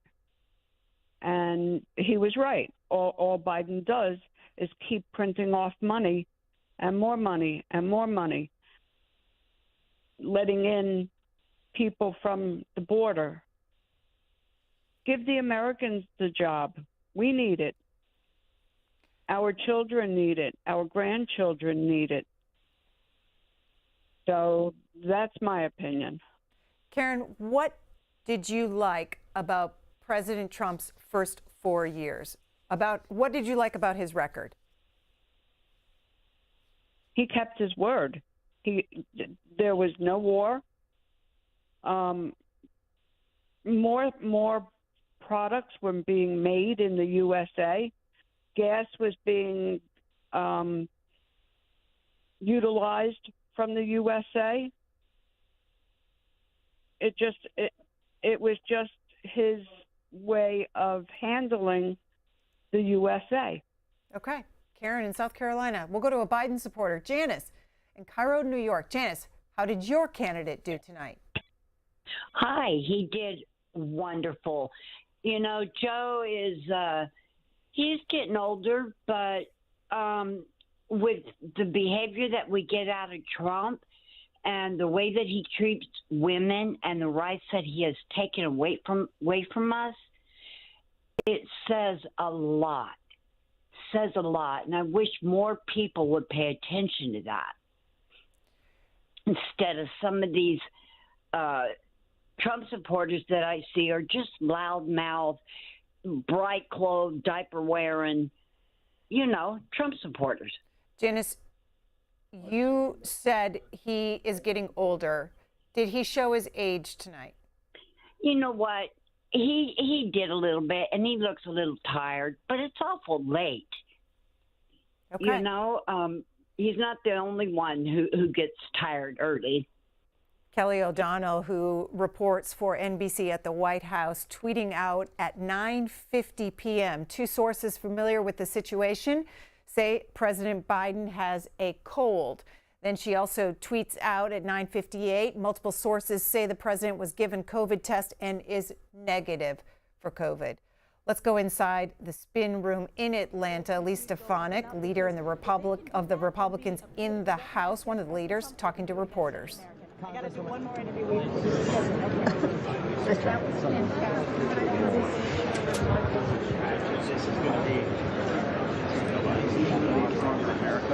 We saw that tonight from President Trump. What does he think about Biden's performance and his age problem? Look, I think it was a weak performance. I mean, it is. You don't get points for standing up and talking for 90 minutes. What you have to do is defend his record, which he absolutely failed to do. The fact that we had a conversation about illegal immigration, 10, 15, 20 million illegal immigrants who've come across the border. We talked about fentanyl deaths, which are coming along with them. We talked about the strength on the American position around the world. On every single one of those, President Trump was able to clearly articulate where America needs to go, and President Biden was not able to do that. But there was also a lot of a lot more restrained than he was 4 years ago in these debates, was not nearly as pugilistic. Was that a clear strategic decision? Look, what we wanted to do, what the president wanted to do, was be able to come out and talk about the issues that are affecting American people. He was able to clearly articulate those issues, and he was able to clearly talk about the solutions that he's going to be putting on the table. Was temperament part of that? Absolutely. Look, this was an opportunity for us to have the two men on the stage at the same time and talk about their vision for the world. We wanted to make sure, he wanted to make sure that he was going to be able to get those points out in an articulate way, and he did a fantastic job with it. Thank you, Chairman. Yeah, thank you. Biden's going to be the nominee? We will see. I mean, certainly if they're going to try and remove him from the ticket, they're running out of time every single day. How does this translate into the upcoming convention in the next few weeks? What's sort of the plan to use this debate as a... Well, I think it's a great launching point. I think that he was able to articulate his vision for the next 4 years, which is tremendously important. And really, when you think about it, it's not just a plan for America for the next 4 years. We are going to set the direction that the world is going to go in for decades to come. This is going to be a transformative election because we are seeing right now a presidency defined by weakness, and we are going to transition back to President Trump and a presidency defined by strength. On abortion pills, his answer on that, do you expect that to be a problem? Michael Whatley, the chair of the Republican National Committee, talking to reporters live in the spin room. C-SPAN cameras are there on the ground. We have not seen Democrats yet in the spin room. We're expecting to see some from the Biden camp, and when we do, we will bring you back inside the spin room. We are also taking your phone calls, your texts, your social media reaction to tonight's first presidential debate. Paul in Miami, undecided. Paul, what did you think of tonight? I like the format, that you didn't have mooing and catcalling and people screaming and just delaying it. Neither of these people are cognitively killing it. And, what a choice. I mean, binary, two parties. And again, I'm not trying to be sarcastic about it, but, Biden definitely, he's a decent person, looked aged, and Trump is, ideology is me, doesn't really stand for anything, just stands for winning. that's again, I don't know that it moved anything. So for you, how will you decide then? I'm going to decide this way, and it's the polls like I'm undecided up until the minute I go. That's kind of ridiculous. I mean, I kind of am leaning basically either just third party or I'm a little scared of that Trump in the sense I don't think he's a racist. I don't think he's a fascist. I don't think he's the worst person in the world. But I do think he is in 4 years is not fearful of anything and would do anything that he wants to do with no threat of doing anything. And that's concerning to me. But no, I still am still waiting. There we are. So what could the former president do to convince you to vote for him? Biden gets sick. No, I mean, I'm not a Biden supporter. It's sad. For you, it's third party or the former president?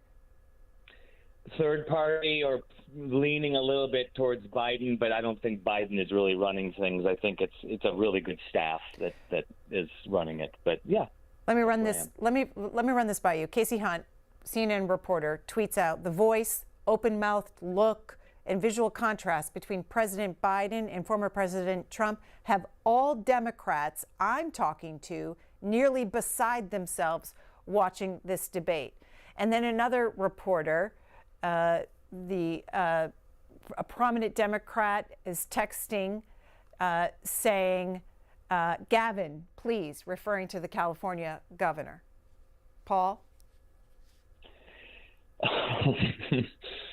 Yeah, this is difficult. It's what a choice we have. It's not nice. These aren't tremendously talented candidates, and I think at this point most people have made their mind. Unless there was if you remember the old governor Edwards of Louisiana, he said they're going to keep voting for me unless they find I'm in bed with a dead woman or a live child. And I think it's come to we have bad choices, and it's just going to be last second. People are going to make it. Paul, should they hold a second debate between these two candidates in September? Of course they should. Absolutely. Same rules. Absolutely. Same rules. Same format. I like it, and I get it.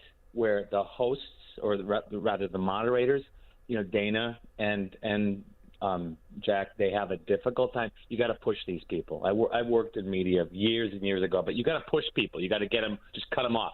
All right. And stop. Yeah. But thank you for the opportunity to share that. All right, Paul, undecided in Florida. Let's go back into the spin room. Senator Tim Scott's talking to reporters. Zones.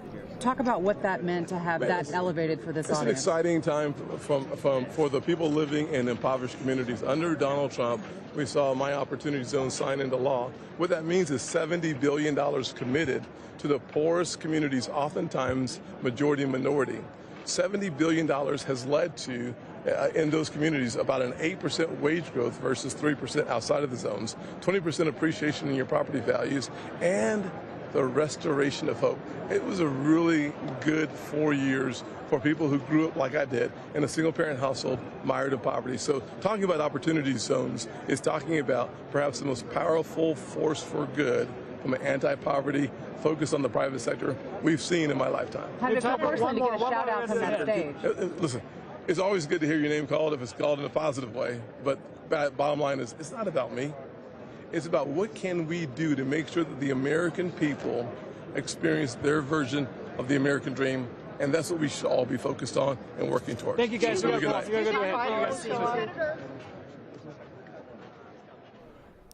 Senator Tim Scott of South Carolina also ran for president this year, rumored to be a possible pick for vice president by former President Trump. We are getting your reaction to tonight's debate. Chase in Clifton Park, New York, supporting President Biden. Chase, how did your guy do? Honestly, I think he's just getting pretty old. I mean, they asked a few questions there. I mean, first few minutes in, I mean, he got quiet. And, he kind of stumbled a little bit. So, other than that, he put up a good fight. You know, these two are pretty good debaters. I mean, they got a lot of good points between the two of them. But, you know, personally, myself, I'd like to see them both in a wrestling match or something, you know, just something safe, nothing too crazy. It's just, you know, I'm pretty glad that nothing crazy happened tonight. You know, nothing like the prior ones, people yelling out. But they put up a pretty good match. I'm just scared for our country and everything that's going on in it, you know. I mean, nobody's taking anything seriously. You know, we need a real awakening. Everything's dividing the whole country right now. Everybody's got to come back together as one, you know. I mean, that's personally what I think. You know, it's really scary to think that, you know, nobody else sees it like that. It's not just these two guys. These two guys are just pawns on a chessboard, you know. They got all these people behind them. They're just the face. That's all it is. All right, Chase. Curtis in San Antonio. Curtis, who are you supporting in this election? I'm going for the third party. You know, I love President Biden. His heart is in the right place. But he's a little aged. And like everyone before me was saying, I think it's time for him to sit down. And Donald Trump, I just don't support him. I just Curtis, don't trust him. Are you saying that the president should step down now? No, I'm thinking when the yes, I don't think he should run. You don't think he should be running right now, 4 months out from the election? No, I don't. And not because he's not a good president. He's an aging president, and I think his time is up. All right. In the spin room, the Georgia Senator, Ralph Warnock, talking to reporters. Let's listen in. Yes, Danielle, hey, 1 second. 1 second, guys. We're going to do it after. You're good. You're fully fine. No. Great. Proud to be joined here today with members that fully represent the rich diversity of the Biden-Harris coalition. Look, tonight, I think what you saw, again, what we knew what we were going to see coming into the night, which is a very clear contrast, a very clear choice in this election. What you saw out of Donald Trump tonight was a man who took the stage and lied the entire night, grew increasingly unhinged throughout the night, and reminded the American people by the end of the debate exactly why they fired him in the first place 4 years ago.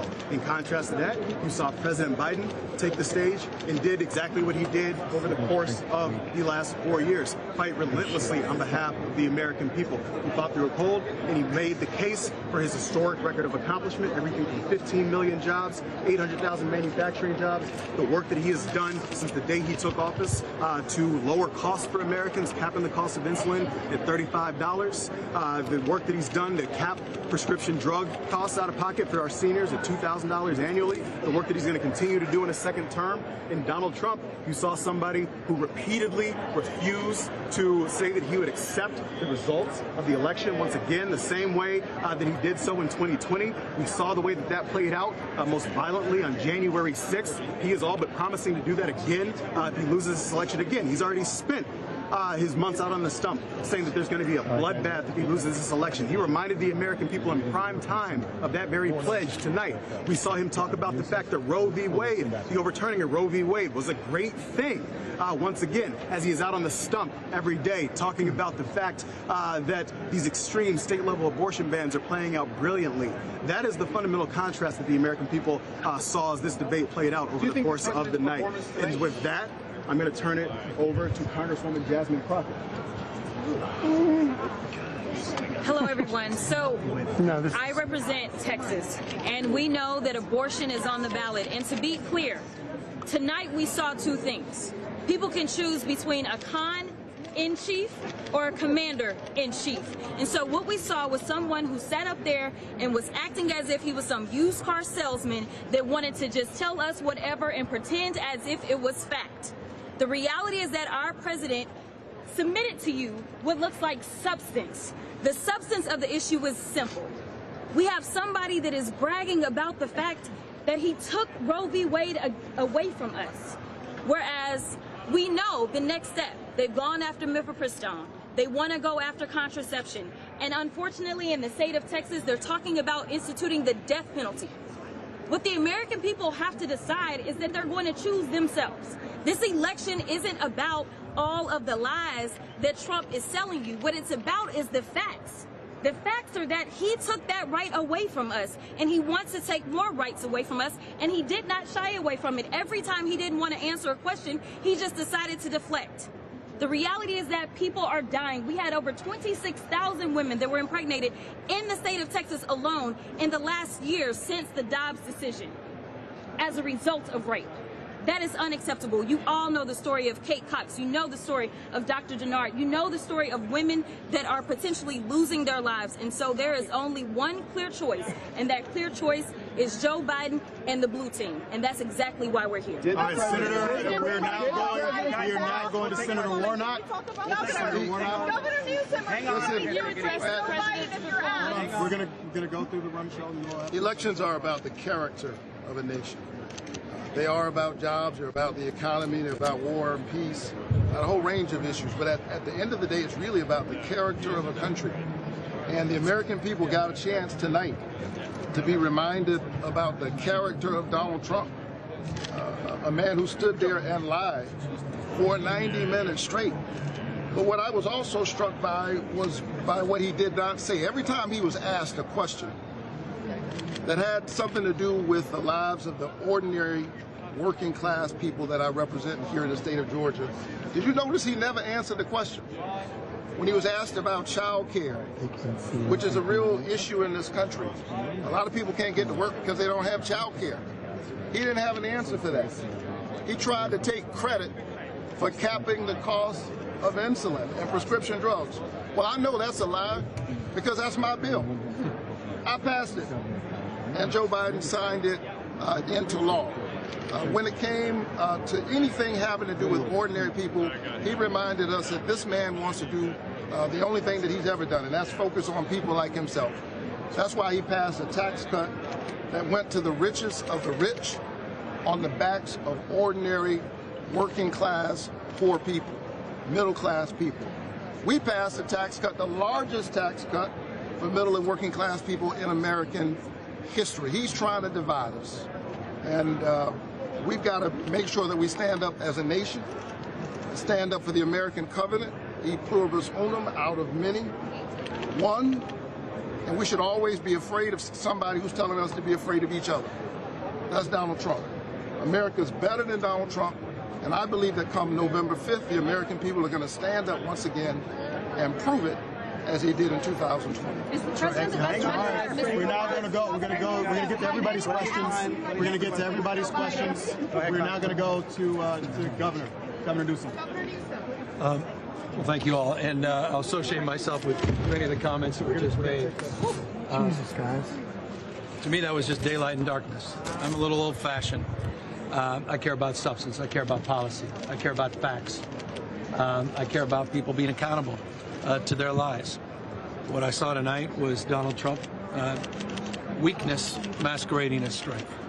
The guy was incapable, as the senator said, answering any question directly, obfuscating, pointing fingers, and more important than anything else, disgusted by the fact that I heard ex-President of the United States talk down the American economy, talk down the United States of America to the degree he did tonight. Sir, what about the president's... As it relates to the president, on the substance, on the compare and contrast and economic record, where just in the last 3.5 years, that 15.6 million jobs represents 8 times more jobs in the last 3 Republican presidents combined.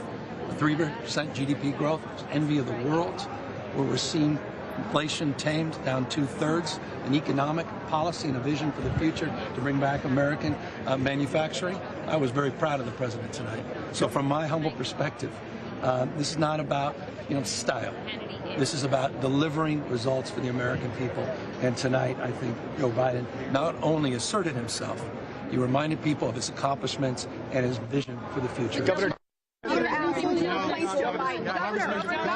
if you're asked, would you replace Joe Biden? Look, I think first of all, let's be very clear. California Governor Gavin Newsom there, part of a team of Biden supporters first giving their individual statements about how they think their candidate did, and then we expect them to answer a couple of questions. This is the president's strategy tonight, his campaign strategy tonight. Politico reported earlier that instead of dispatching a army of surrogates into a sea of reporters, is the way they framed it, the Biden campaign planned to send in that team that you saw on their screen to deliver succinct statements and then take a few questions, and then they plan to leave the spin room. Now, others in support of President Biden are expected to be in the spin room, but that is the strategy from the campaign tonight. We've seen several Republicans talking to reporters, and we'll hear more from tonight while we also talk to all of you about tonight's debate, getting your reaction to it. We've divided the lines by those that support the sitting president, those of you that support the former president, undecided, and third-party candidates. Jim in White Wright, Texas. Hi, Jim. Hello. You're supporting the former president. That's correct. What did you think of the debate? I thought he was very composed. I don't know how anyone can look at the president of the United States and say that there's nothing wrong with that person. Clearly, it's elder abuse. I can't believe that his wife and his handlers are putting him through this. He looked lost most of the debate. He really didn't answer a question. He just kept repeating his talking points that he was given over the past 2 weeks at Camp David. Jim, have you been supporting the former president all along? Did you support him in 2016 and in 2020? I did, and if there was a third party that was viable, I may have gone that way. But the economy is in shatters right now. The middle class is dying. They can't afford groceries. They're breaking into people's cars to feed themselves. Ask me how I know. And it's just ridiculous. The stat they gave that the moderators gave that a basket of groceries that was $100 at the beginning of Biden's administration now is $120. It's about $150 for real. I also thought it was interesting that the moderators would cut Biden off when he was getting ready to go over a cliff, and that his mic was supposed to be silenced when it wasn't his turn, but indeed it wasn't. You believe that happened many times? Several times. He interrupted Trump, and his mic was supposed to be silenced. I'm also curious on which party demanded that no press was in the room, which is unprecedented, and no audience, which is also unprecedented. Also, the Democrats are putting up speakers to answer a few questions and run away from the spin room. Why is that? Jim, let me ask you, you said you would have been open to a third-party candidate if there was one that was viable. Why? Do you have some concerns about the former president? No, not at all. I would probably have looked at a third party in 2016, but I'm okay with the economy running on all four cylinders. I'm okay with our adversaries being afraid of us.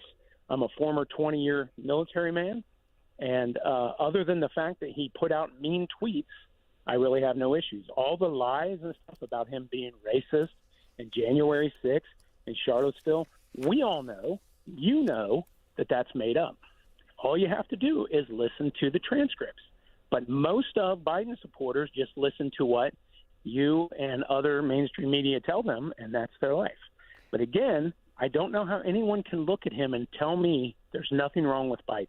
All right. That he is fit to be the commander-in-chief and the leader of the free world. Jim's thoughts there. In White Wright, Texas, Jim asking why reporters were not allowed in the studio.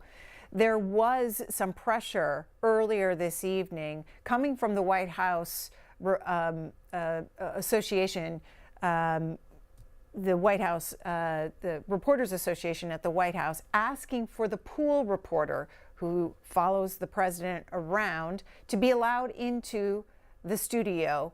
They were not allowed in at the beginning. Kelly O'Donnell, who represents the reporters at the White House for the association, tweeting out, the print pool reporter went into the debate studio during the commercial. The White House Association advocated for a pool reporter for the duration of tonight's debate. Here's a quote. POTUS and former President Donald Trump were both standing at their lecterns, staring straight ahead as photographers snapped photos. This was the pool reporter's report during the break, the 3.5 commercial break, 3.5-minute commercial break that occurred tonight. There were 2 commercial breaks this evening. So it sounds like the pool reporter was let in during that commercial break. Rashad, incoming Georgia, undecided. Rashad, let's hear from you. Yes, good evening. Still undecided. Quite frankly, I'm a naturalized U.S. citizen, proudly U.S. citizen, and I feel like after this debate that we continue to be, or I continue to be, stuck between a rock and a hard place when it comes to my decision of who shall I vote for.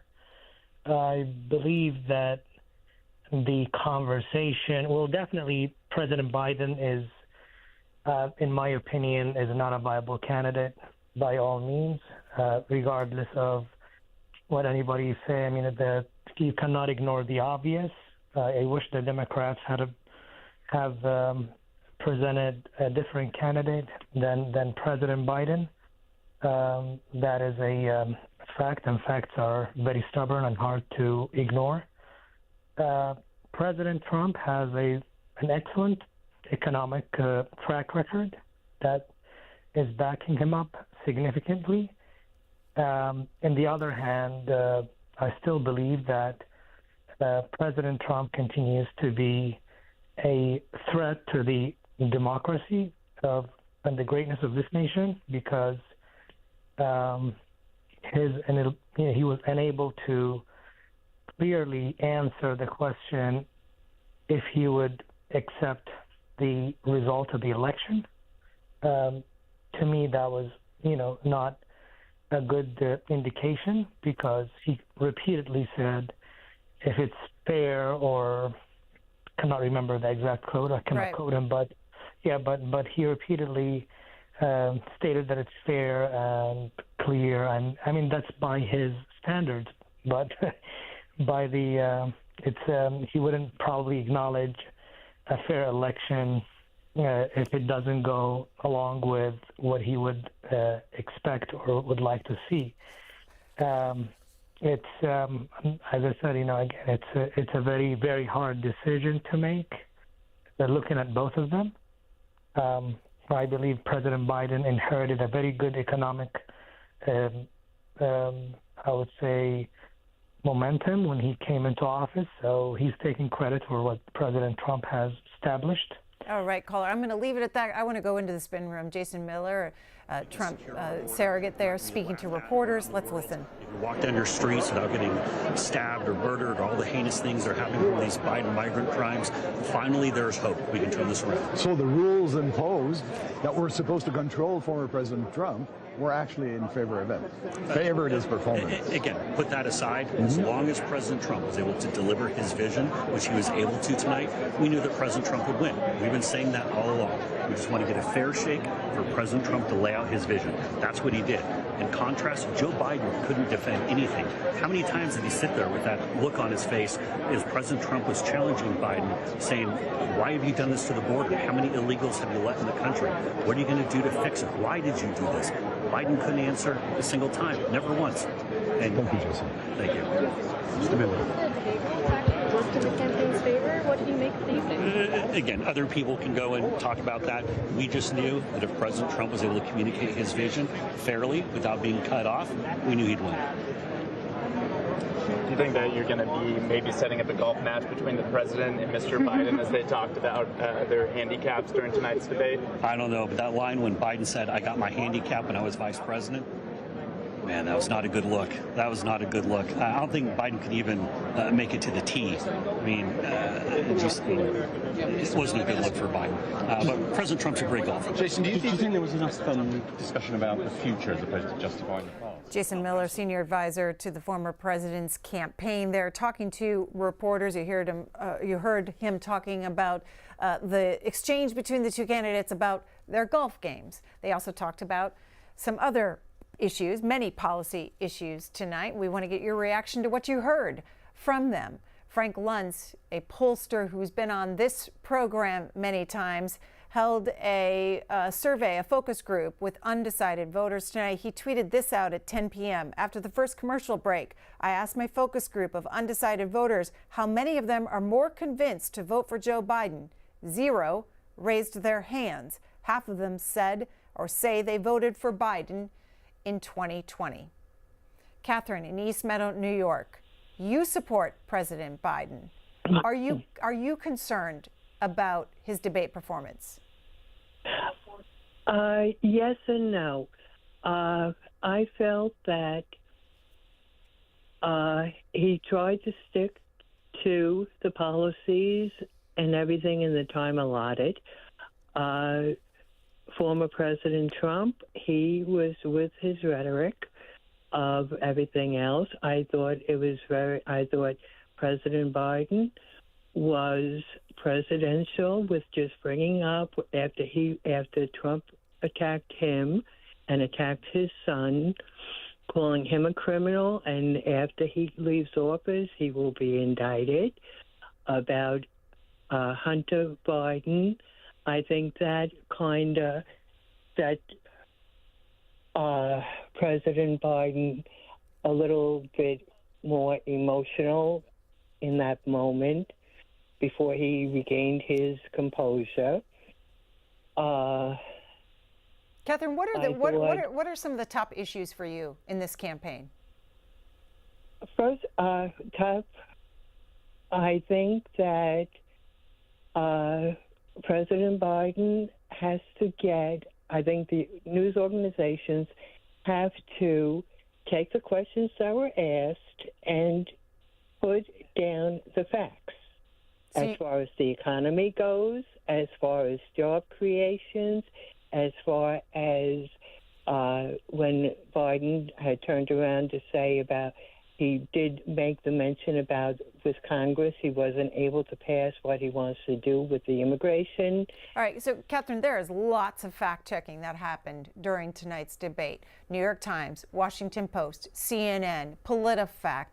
There are many outlets that you can go to get to see what the candidates said and whether or not it was true. PolitiFact sent this tweet out. Donald Trump said 18 million people have come over the border under Joe Biden. U.S. Customs and Border data shows that nationwide border agents have stopped migrants about 9.7 million times during Biden's presidency.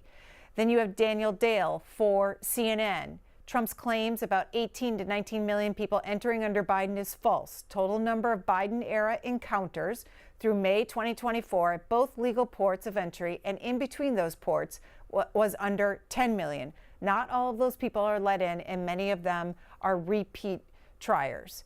Then you have PolitiFact again. Donald Trump said virtually all the jobs created under Joe Biden have gone to migrants. This is false. Under Biden, native-born workers' jobs rose by 7.4 million. Foreign-born workers' jobs rose by 5.6 million. Then you also have PolitiFact on President Biden.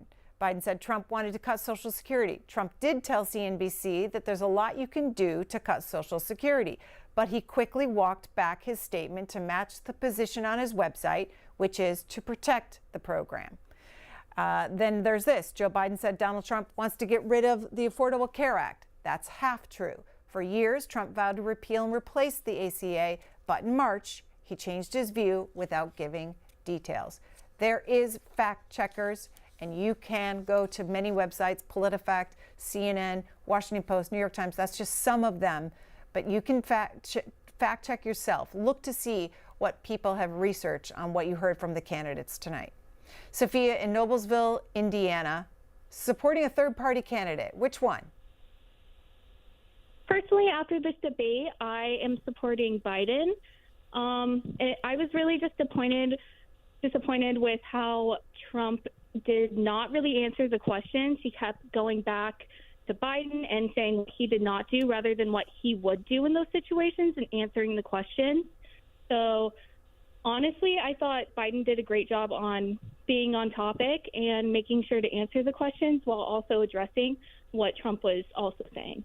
Sophia, your top issue in this campaign, why are you voting for President Biden?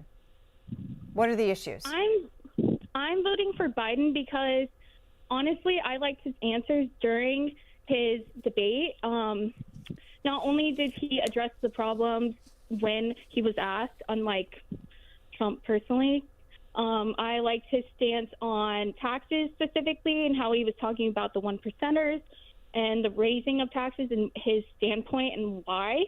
I liked how he personally addressed the problems and also explained why he had those standpoints. Specifically, I liked how he talked about Ukraine and Russia and addressing what Trump was saying. I thought that really turned my vote on how he was addressing that. And then also the issues with Iran specifically, I thought he was very well spoken during those moments. All right, Sophia there in Indiana. We'll go to Jacob here in Washington, D.C., supporting the president. Jacob. Hi.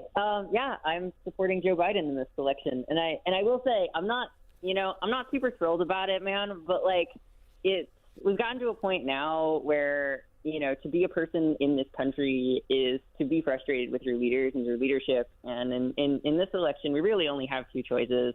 I don't really think RFK's brainworms are going to carry it over the finish line. And Jacob, what do you make of Democratic strategists? Reporters are saying Democratic strategists are panicking.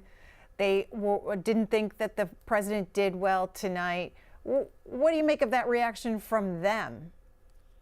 I think that's totally fair. I mean, he had a really bad night. He didn't look very coherent. He didn't look strong. And it looked like he, was quite frankly struggling to even make it through the full time of the debate. So, yeah, I mean, it didn't really affect my position because I don't really think personally there's much of a choice just because of, the fact that his opponent is a convicted felon who tried to overthrow the government. But yeah, I mean, he definitely had a bad night. And honestly, if this turned people off, from voting for him, I would understand that. All right, Jacob there. Jacob, how old are you? So this will be my first presidential election voting. Oh, I'm sorry, I missed your age. I'm 21. 21. Jacob there, 21, supporting the president. On X, if you follow us on X, at CSPAN is our handle there. You can participate in a poll that we're doing this evening. Who won the CNN presidential debate? Right now it stands at 67.5% of those participating saying that the former president won this first presidential debate over the sitting president, 32.5% saying that Joe Biden won tonight. Again, these are just the folks that are participating in our poll. You can do it yourself if you'd like to. If you go to X, at CSPAN is our handle. Jose in Rio Grande City, Texas. Hi, Jose. Jose in Texas, supporting President Trump. It's your turn. All right, let me go to Sabrina, who's in Georgia. Sabrina, who are you supporting? Hi, I'm undecided right now, but I do feel like there is a life or death situation in America, and you need to either choose Trump or Biden. You can't choose third party. And why are you calling in on the third party line? I believe that third party is not feasible right now, and so you need to choose, and I have come to realization during this debate. Okay, and what are the issues that are important to you? As a woman, I'm very pro Roe v. Wade, and that has made my realization that I need to vote for Biden. And I was really upset for Biden during this debate because he was not attacking Trump like he should have. He seemed really weak, and Trump, on the other hand, was being overly attacking, and he was not able to discuss these issues and his points at all. And so I'm leaning more towards Biden because of that and not third party. All right. That's Sabrina in Georgia, says that abortion is the important issue for her this November. That topic did come up at the very beginning, toward the beginning of tonight's debate. Here are both of the candidates on abortion. 7 states have no legal restrictions on how far into a pregnancy a woman can obtain an abortion. Do you support any legal limits on how late a woman should be able to terminate a pregnancy? I supported Roe v. Wade, which had 3 trimesters. The first time is between the woman and the doctor. Second time is between the doctor and an extreme situation. The third time is between the doctor, between the woman and the state. The idea that the politicians, that the founders wanted the politicians to be the ones making decisions about women's health is ridiculous. That's the last. No politician should be making that decision. A doctor should be making those decisions. That's how it should be run. That's what you're going to do. And if I'm elected, I'm going to restore Roe v. Wade. So that means he can take the life of the baby in the 9th month and even after birth, because some states, Democrat run, take it after birth. Again, the former governor of Virginia, put the baby down, then we decide what to do with it. So he's willing to, as we say, rip the baby out of the womb in the 9th month and kill the baby. Nobody wants that to happen, Democrat or Republican. Nobody wants it to happen. That is simply not true. The Roe v. Wade does not provide for that. That's not the circumstance. Only if a woman's life is in danger, she's going to die. That's the only circumstance in which that can happen. But we are not for late-term abortion, period, period, period. Under Roe v. Wade, you have late-term abortion. You can do whatever you want, depending on the state. You can do whatever you want. We don't think that's a good thing. We think it's a radical thing. We think the Democrats are the radicals, not the Republicans. For 51 years, that was the law. 51 years, constitutional scholarship said it was the right way to go. 51 years, and it was taken away because this guy put very conservative members on the Supreme Court. He takes credit for taking it away. What's he going to do? What's he going to do, in fact, if the MAGA Republicans, he gets elected, and the MAGA Republicans control the Congress, and they pass a universal ban on abortion, period, across the board at 6 weeks or 7 or 8 or 10 weeks, something very, very conservative. Is he going to sign that bill? I'll veto it. He'll sign it. The two candidates tonight squaring off in their first presidential debate. That issue right there, abortion, one of the many that they discussed. In the spin room across from the studio that held the debate, the CNN presidential debate, Doug Burgum, the former governor of North Dakota, one-time presidential candidates, talking to reporters. That's for the Democrats to decide. I think they've created this situation that they're in. This is their end. They're going to have to work their way through that. But it doesn't matter who's up. President Trump is going to win in the fall. Do you think that the debate matters longer term for voters? I think tonight maybe mattered more than any other presidential debate in history because the contrast between President Trump's strength and Joe Biden's weakness was just so absolutely clear. You could have watched this show tonight with the sound off, and you would have figured out who won that debate. It would have been President Trump. Okay, we got to run. Do you have any indication of when President Trump's going to? That is the current governor of North Dakota there, Doug Burgum, also rumored to be a potential vice presidential pick for President Trump. In the spin room in Atlanta, our cameras are there live this evening. We'll continue to show you what the supporters of these two candidates are telling the media. And while we do that, we're getting your reaction to tonight's debate. Arnold, in Miami, Florida, you're supporting the president, former president? Yes, I am. Okay. Tell us why. All right. So in 2016, I didn't vote, but the economy has taken off. I was doing well. My family was doing well. And so I voted for him in 2020. And now it's everything's a lot harder. It's clear. I mean, everything was reversed under Biden. And all I know is my personal situation, and those are the things that matter to me, my family. That's why I'm voting for Trump. And when we get to immigration, too, I mean, we're talking about these numbers and fact checkers and, 18 million, 9 million. Listen, I worked in Manhattan. I lived in New Jersey. I have family there. It's visible. You can see it. The crime rate is up. It is directly affecting people. So it doesn't matter what that number is, but it's affecting people. So we're voting based on that. All right. So that is why you're supporting the former president.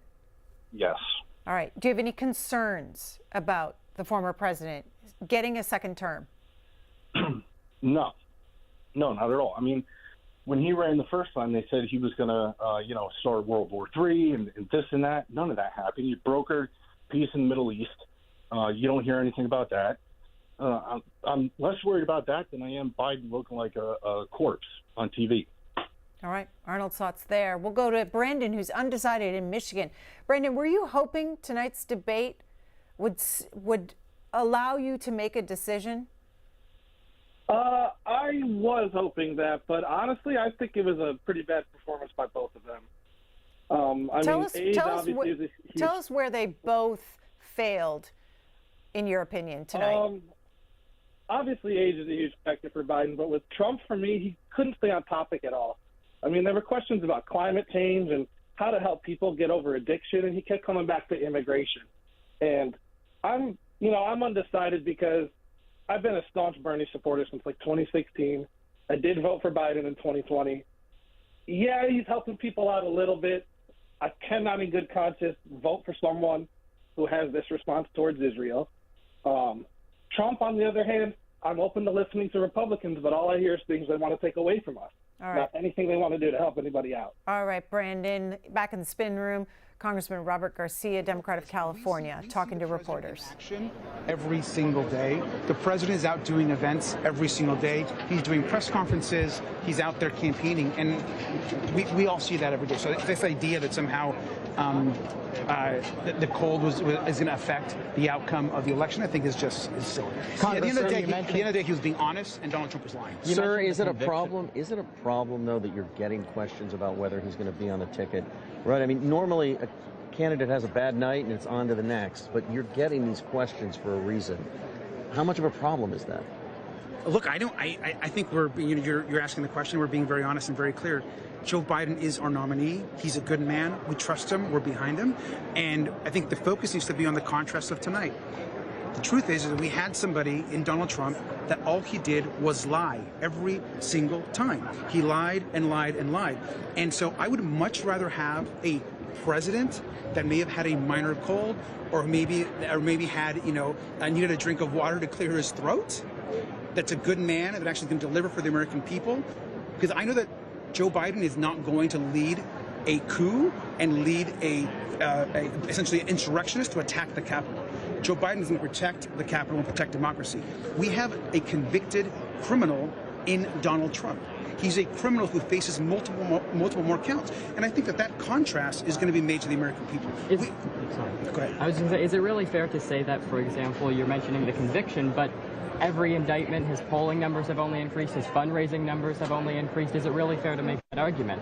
Look, I think both candidates are obviously raising a lot of money, and I think at the end of the day, polls have been close. We've always said this is going to be a close election. I think the Biden campaign has never once said this was not going to be a close election. It was always going to be a close election. But the important thing is every single day from here to November, we're going to make a contrast between somebody that's lowered the price of insulin, expanded health care, protecting a woman's right to choose, and is making sure that students and the LGBTQ plus community are supported, versus someone who literally led an attack on the Capitol and is a convicted criminal. And that's an important distinction to make. You said just now.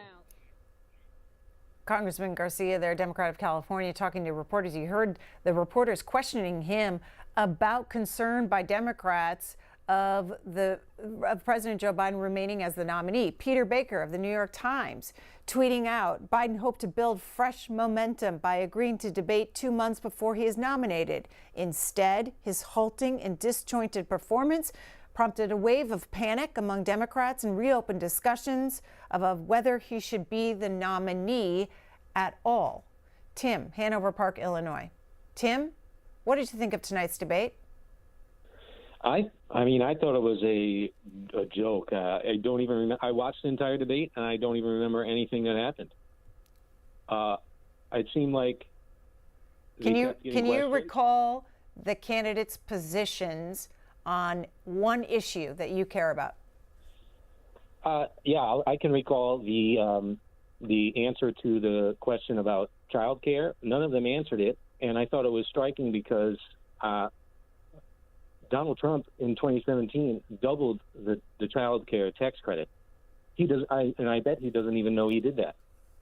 And in 2021, Joe Biden, as part of the COVID stimulus, increased it even more and said he was going to cut child poverty in half, and then he let that expire, which naturally did double child poverty. So, and Donald Trump didn't even bring this up. They don't even know they don't know what themselves have done, and they don't know what each other have done. They argued about golf school. It was a joke. Okay.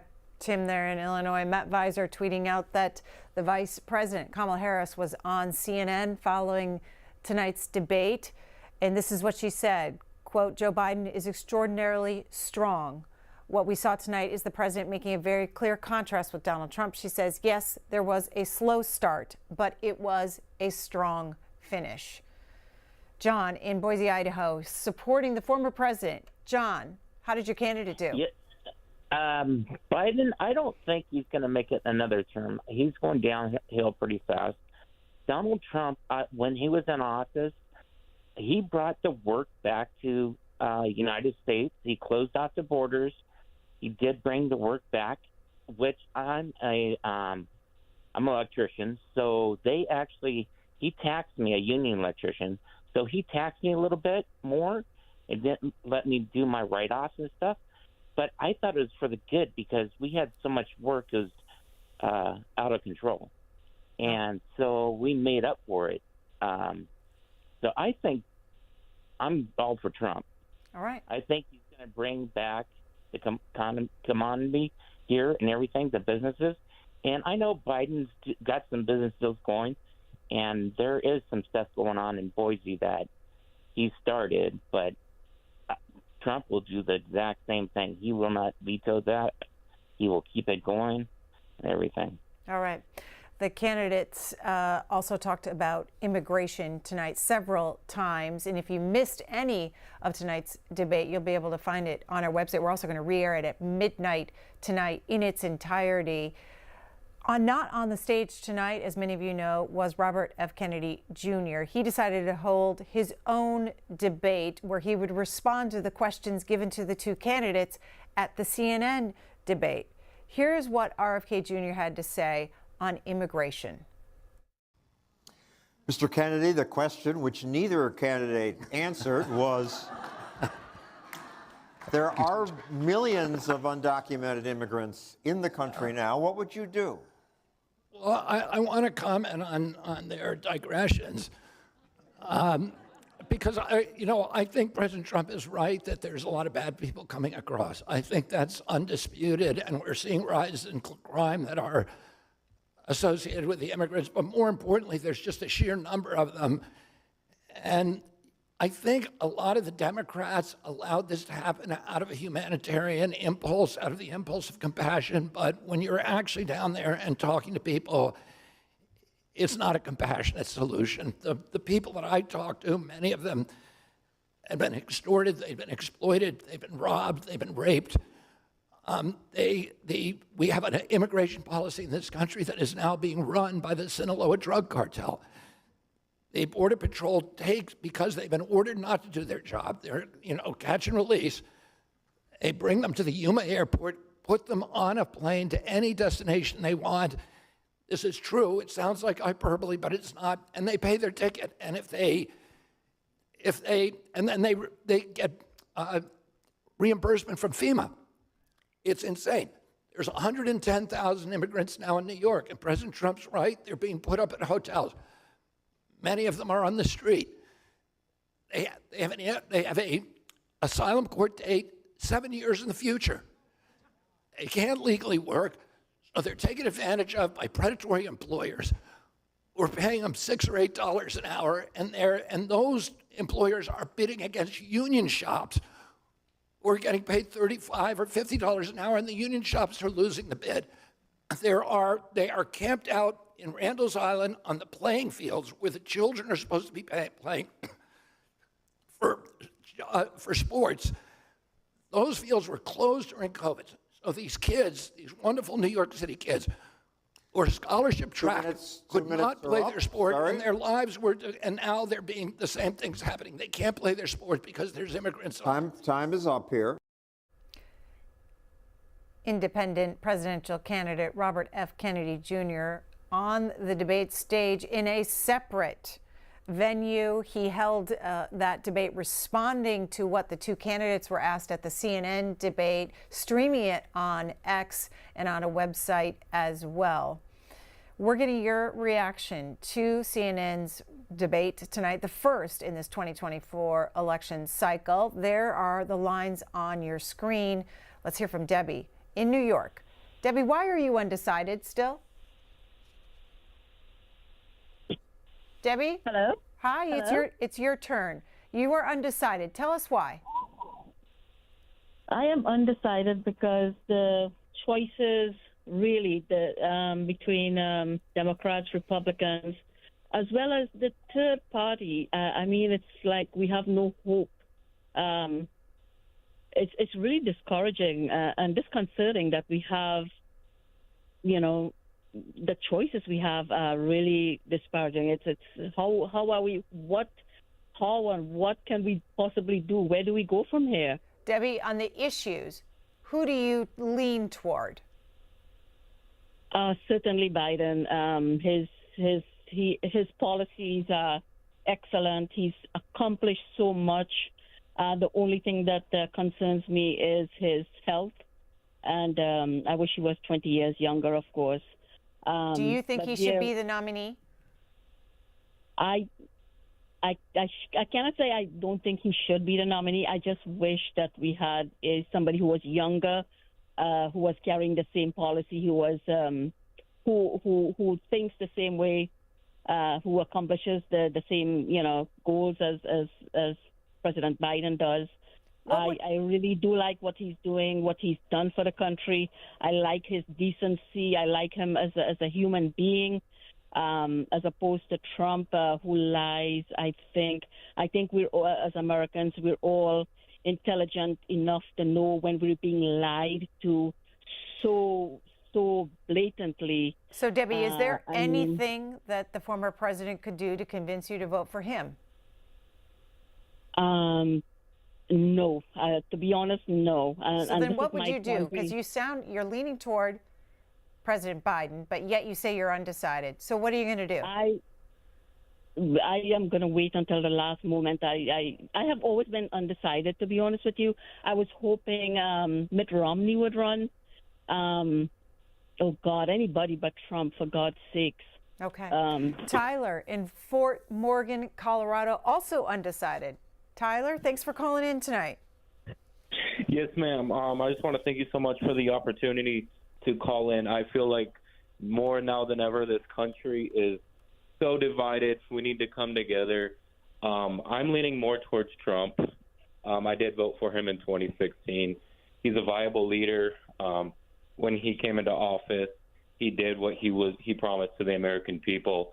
With me being prior military, Trump is behind the troops. He's for the troops. He's for this country. And I've seen a lot more military programs underneath Trump, as opposed to now where there's less programs. The VA is very undercompensated. The wait times are extremely longer than what they were underneath Trump. So Tyler, what's your hesitation then? Why not say you're going to vote for the former president?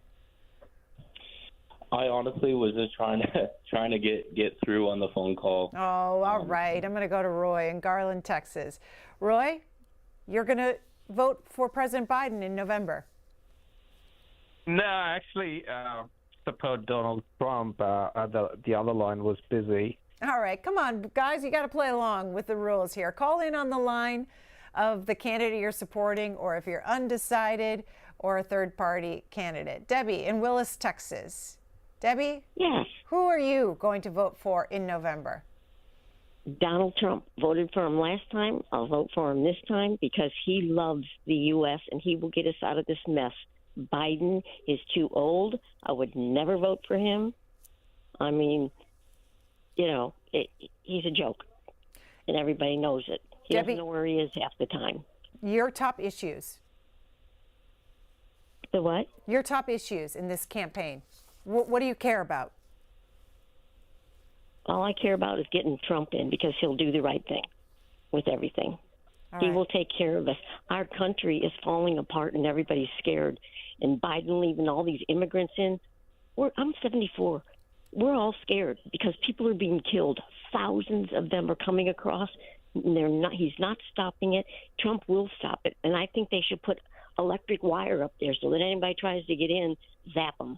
All right. Debbie in Willis, Texas, talking about immigration, supporting the former president. Many of you mentioned the topic of age, the president's age, as we showed you reporters talking to Democratic operatives, and they are expressing concern about the president's performance and his age. It was brought up at tonight's debate. Take a listen. President Biden, you would be 86 at the end of your second term. How do you address concerns about your capability to handle the toughest job in the world well into your 80s? Well, first of all, I spent half my career being criticized being the youngest person in politics. I was the second youngest person ever elected to the United States Senate, and now I'm the oldest. This guy's 3 years younger and a lot less competent. I think that just look at the record. Look at what I've done. Look how I've turned around the horrible situation he left me. Former President Trump, to follow up, you would be 82 at the end of your second term. What do you say to voters who have concerns about your capabilities to serve? Well, I took 2 tests, cognitive tests. I aced them, both of them, as you know. We made it public. He took none. I'd like to see him take one, just one, a real easy one. Like go through the first 5 questions. He couldn't do it. But I took 2 cognitive tests. I took physical exams every year. And, you know, we knock on wood wherever we may have wood, that I'm in very good health. I just won 2 club championships, not even senior, 2 regular club championships. To do that, you have to be quite smart, and you have to be able to hit the ball a long way. And I do it. He doesn't do it. He can't hit a ball 50 yards. He challenged me to a golf match. He can't hit a ball 50 yards. I think I'm in very good shape. I feel that I'm as in good a shape as I was 25, 30 years ago. Actually, I'm probably a little bit lighter, but I'm in as good a shape as I was years ago. I feel very good. I feel the same. But I was willing to take a cognitive test. And you know what? If I didn't do well, I aced them. You can see he is 6'5" and only 223 pounds, or 235. I told you before, I'm happy to play golf with you if you carry your own bag. Think you can do it? That's the biggest lie that he's a 6 handicap of all. I was an 8 handicap. Yeah. 8. Never. But I have, you know how many? I've seen you swing. I know you swing. Okay, let's not act like children. President Trump, we're going to turn. Let's not act like children. One of the moments from tonight's presidential debate, the first in this election cycle, with the 2 presumptive nominees from each party. A debate taking place before the conventions. Republicans will meet in Milwaukee in July for their convention. Democrats in Chicago in August to formally nominate these 2 candidates. Jeff in Flowery Branch, Georgia. Jeff, who do you support? Yes, that's correct. Good evening. I'm an independent voter. I wish there was a stronger third party in the United States. I would like to point out to a lot of the callers that call in that, you know, the border problem has existed since the 60s, or even a little bit earlier than that. So how many presidents have we had for both parties that have not dealt with that issue? So that's not an issue just today. It's been an issue that it's existed for years and years and years. Now, the GOP party cut the border funding by 24%. They passed a law, or not a law, one of their programs that cut security guards. So Biden had to rebuild that. And the thing that I like to point out is, okay, so Biden struggled tonight. I didn't think it was an impressive performance, but the other candidate never answered a question. The only thing I ever heard through the whole conversation was, I'm great, I'm the greatest, I've been the greatest ever, I'll be the greatest. That's all that man said. So Jeff, who are you voting for? Who are you voting for in November? I am leaning towards Joe Biden. But the reason I'm leading towards Joe Biden is you can't put a person in office, number one, because of his convicted felons. He now cannot visit so many countries in the world. Number two, this individual said, I'm the second Messiah. That came out of his mouth. He said he is the white Mandela. He's also referred to Hitler numerous times, and that he wants to be a dictator. You can't put an individual in the White House that says he wants to be a dictator. And that's the only thing he's out to be. All right, Jeff. William in Wynwood, Oklahoma, supporting President Trump, former President Trump. Is that right? Yes, ma'am, it is. All right. And what did you like? What did you hear from him tonight that you liked? I liked his immigration policy he talked about. I don't think he really fully went into depth about his plan for the mass deportations, but I believe that is viable and probably a good direction for our country. I think if you look at most of the countries in the world, this kind of immigration has never been seen before in history. It's playing with fire, if you ask me. And I think we need to take a step back and kind of reevaluate, I guess, what's happening. I mean, this is unprecedented. It never happened before in history on this scale. All right.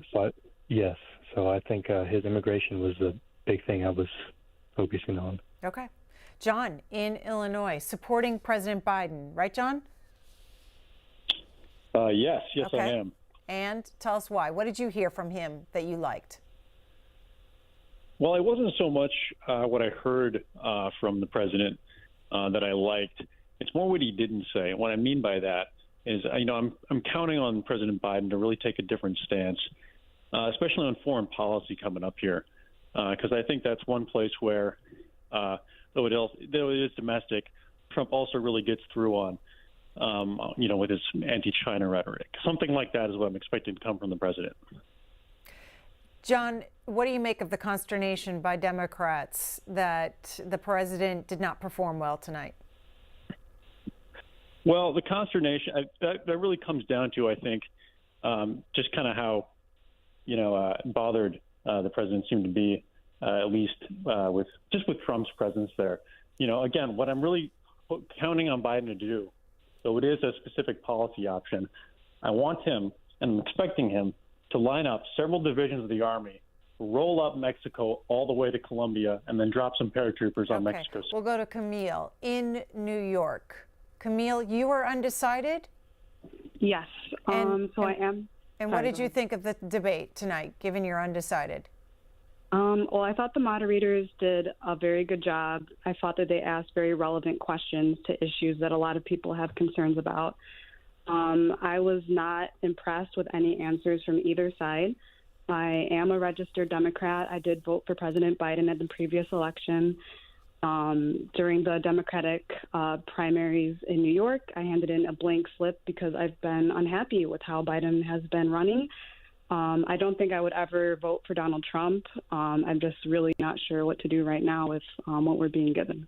And what are you concerned about with the president? The foreign policy? Absolutely. Foreign policy. I'm concerned about a free state of Palestine and how things in Israel are going.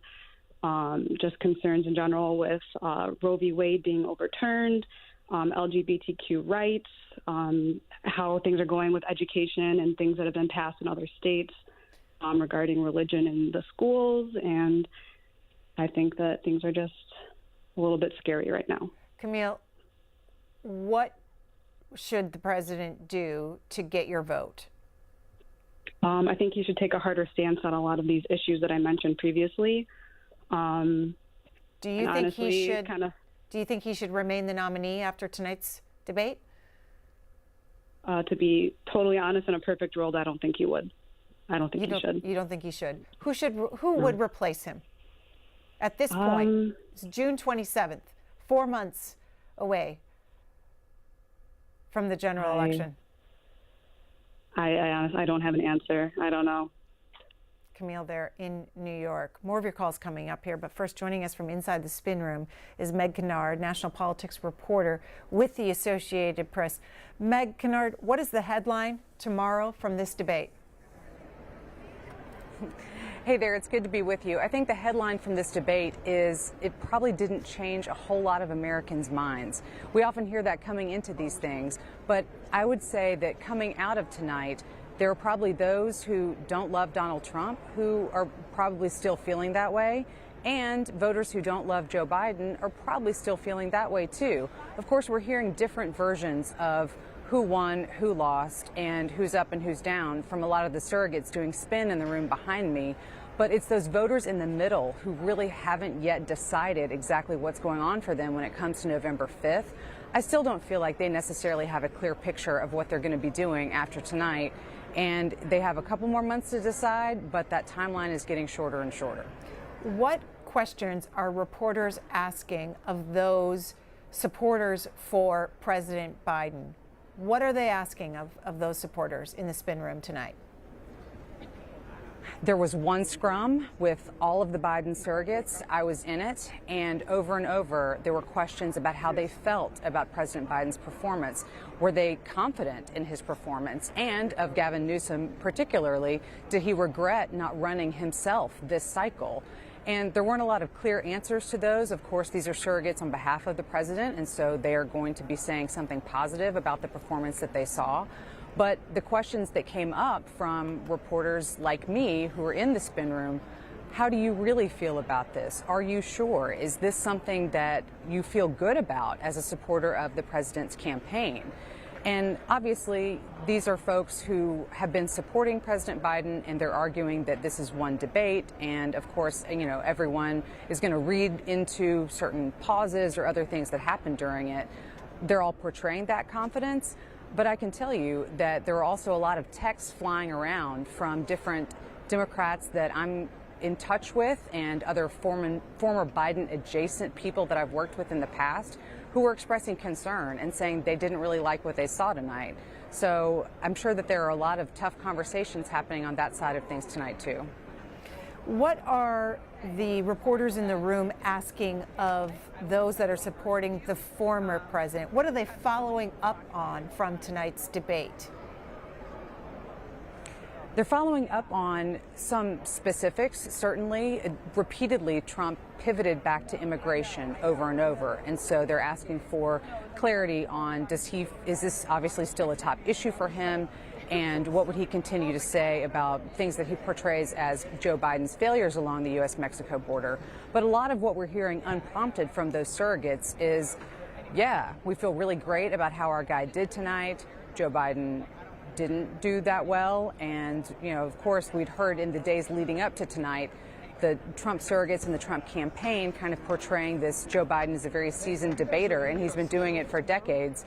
And, kind of just saying that they were coming into this thinking that he would be a very tough opponent. And then tonight we heard a very big flip from that of, yeah, this wasn't a great night for the Democratic president, and we as Trump supporters are feeling super great. I heard the words devastation being thrown around by some of the surrogates who were back there behind me. Clearly, that's not my opinion. That's just how it's being portrayed from some folks in the Trump camp tonight. But clearly, their mood was rather jubilant, and there were a whole lot of them out there on the floor a long time before any of Joe Biden's surrogates showed up.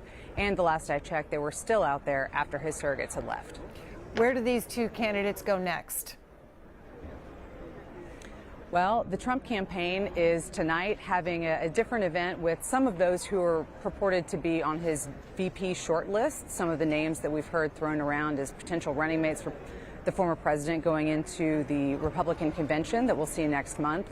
And Joe Biden is heading up to North Carolina, which is one of those states that's very much up for grabs when it comes to the general election. That's where he plans to be to meet with folks tonight. And then we will see from there where this crazy campaign schedule goes. Yeah, on Friday, tomorrow, the president will be in Raleigh, North Carolina at noon Eastern time. We're going to have coverage of it on C-SPAN 2. Also on our free video mobile app, C-SPAN Now, and online at cspan.org. And then we will have live coverage of the former president in Chesapeake, Virginia at 3:30 p.m. Eastern Time. Again, on C-SPAN 2, on C-SPAN Now, our free video mobile app, and online at cspan.org. What is the strategy for these two campaigns, Meg Kennard, to reach voters in the coming weeks? We've said it a million times, but it really is a question of how do they get to those folks who haven't necessarily made up their minds. We've all talked to undecided voters and people who have maybe flip-flopped between the two campaigns over the different campaign cycles where they've had options to be selecting Biden or Trump in the past.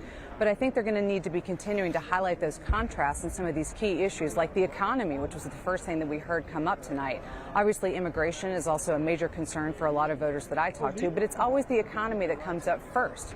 And so for the Biden campaign, what we have heard from some advisors in those circles are the president is going to need to continue to argue specifics on how he has improved the economy on those kitchen table type issues that are top of mind for a lot of people. And I think for former President Donald Trump, he is already doing it. He was doing it tonight, trying to remind people of how strong the economy was during his administration and arguing that any failures that are happening these days are just because Joe Biden is in the White House and not him, and he would take it right back to where it was should he occupy the White House again himself as president. So I think we're going to be continuing to hear a lot of that messaging, and it's those voters in the middle who really they're going to need to try to reach with that message. Meg Kennard is the national politics reporter with the Associated Press. We thank you for your time. Thank you. The conversation will continue tomorrow morning on the Washington Journal. Your reaction to tonight's CNN presidential debate starting at 7 a.m. Eastern Time. And also, thanks for joining us. Our coverage of tonight's CNN presidential debate. For those watching on C-SPAN 2, will continue now with other programming. And for those watching on C-SPAN or listening on C-SPAN radio, we'll have a full replay of tonight's debate starting now.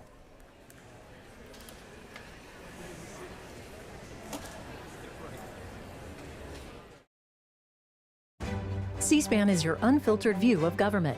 We're funded by these television companies and more, including Comcast. Oh, you think this is just a community center? No, it's way more than that.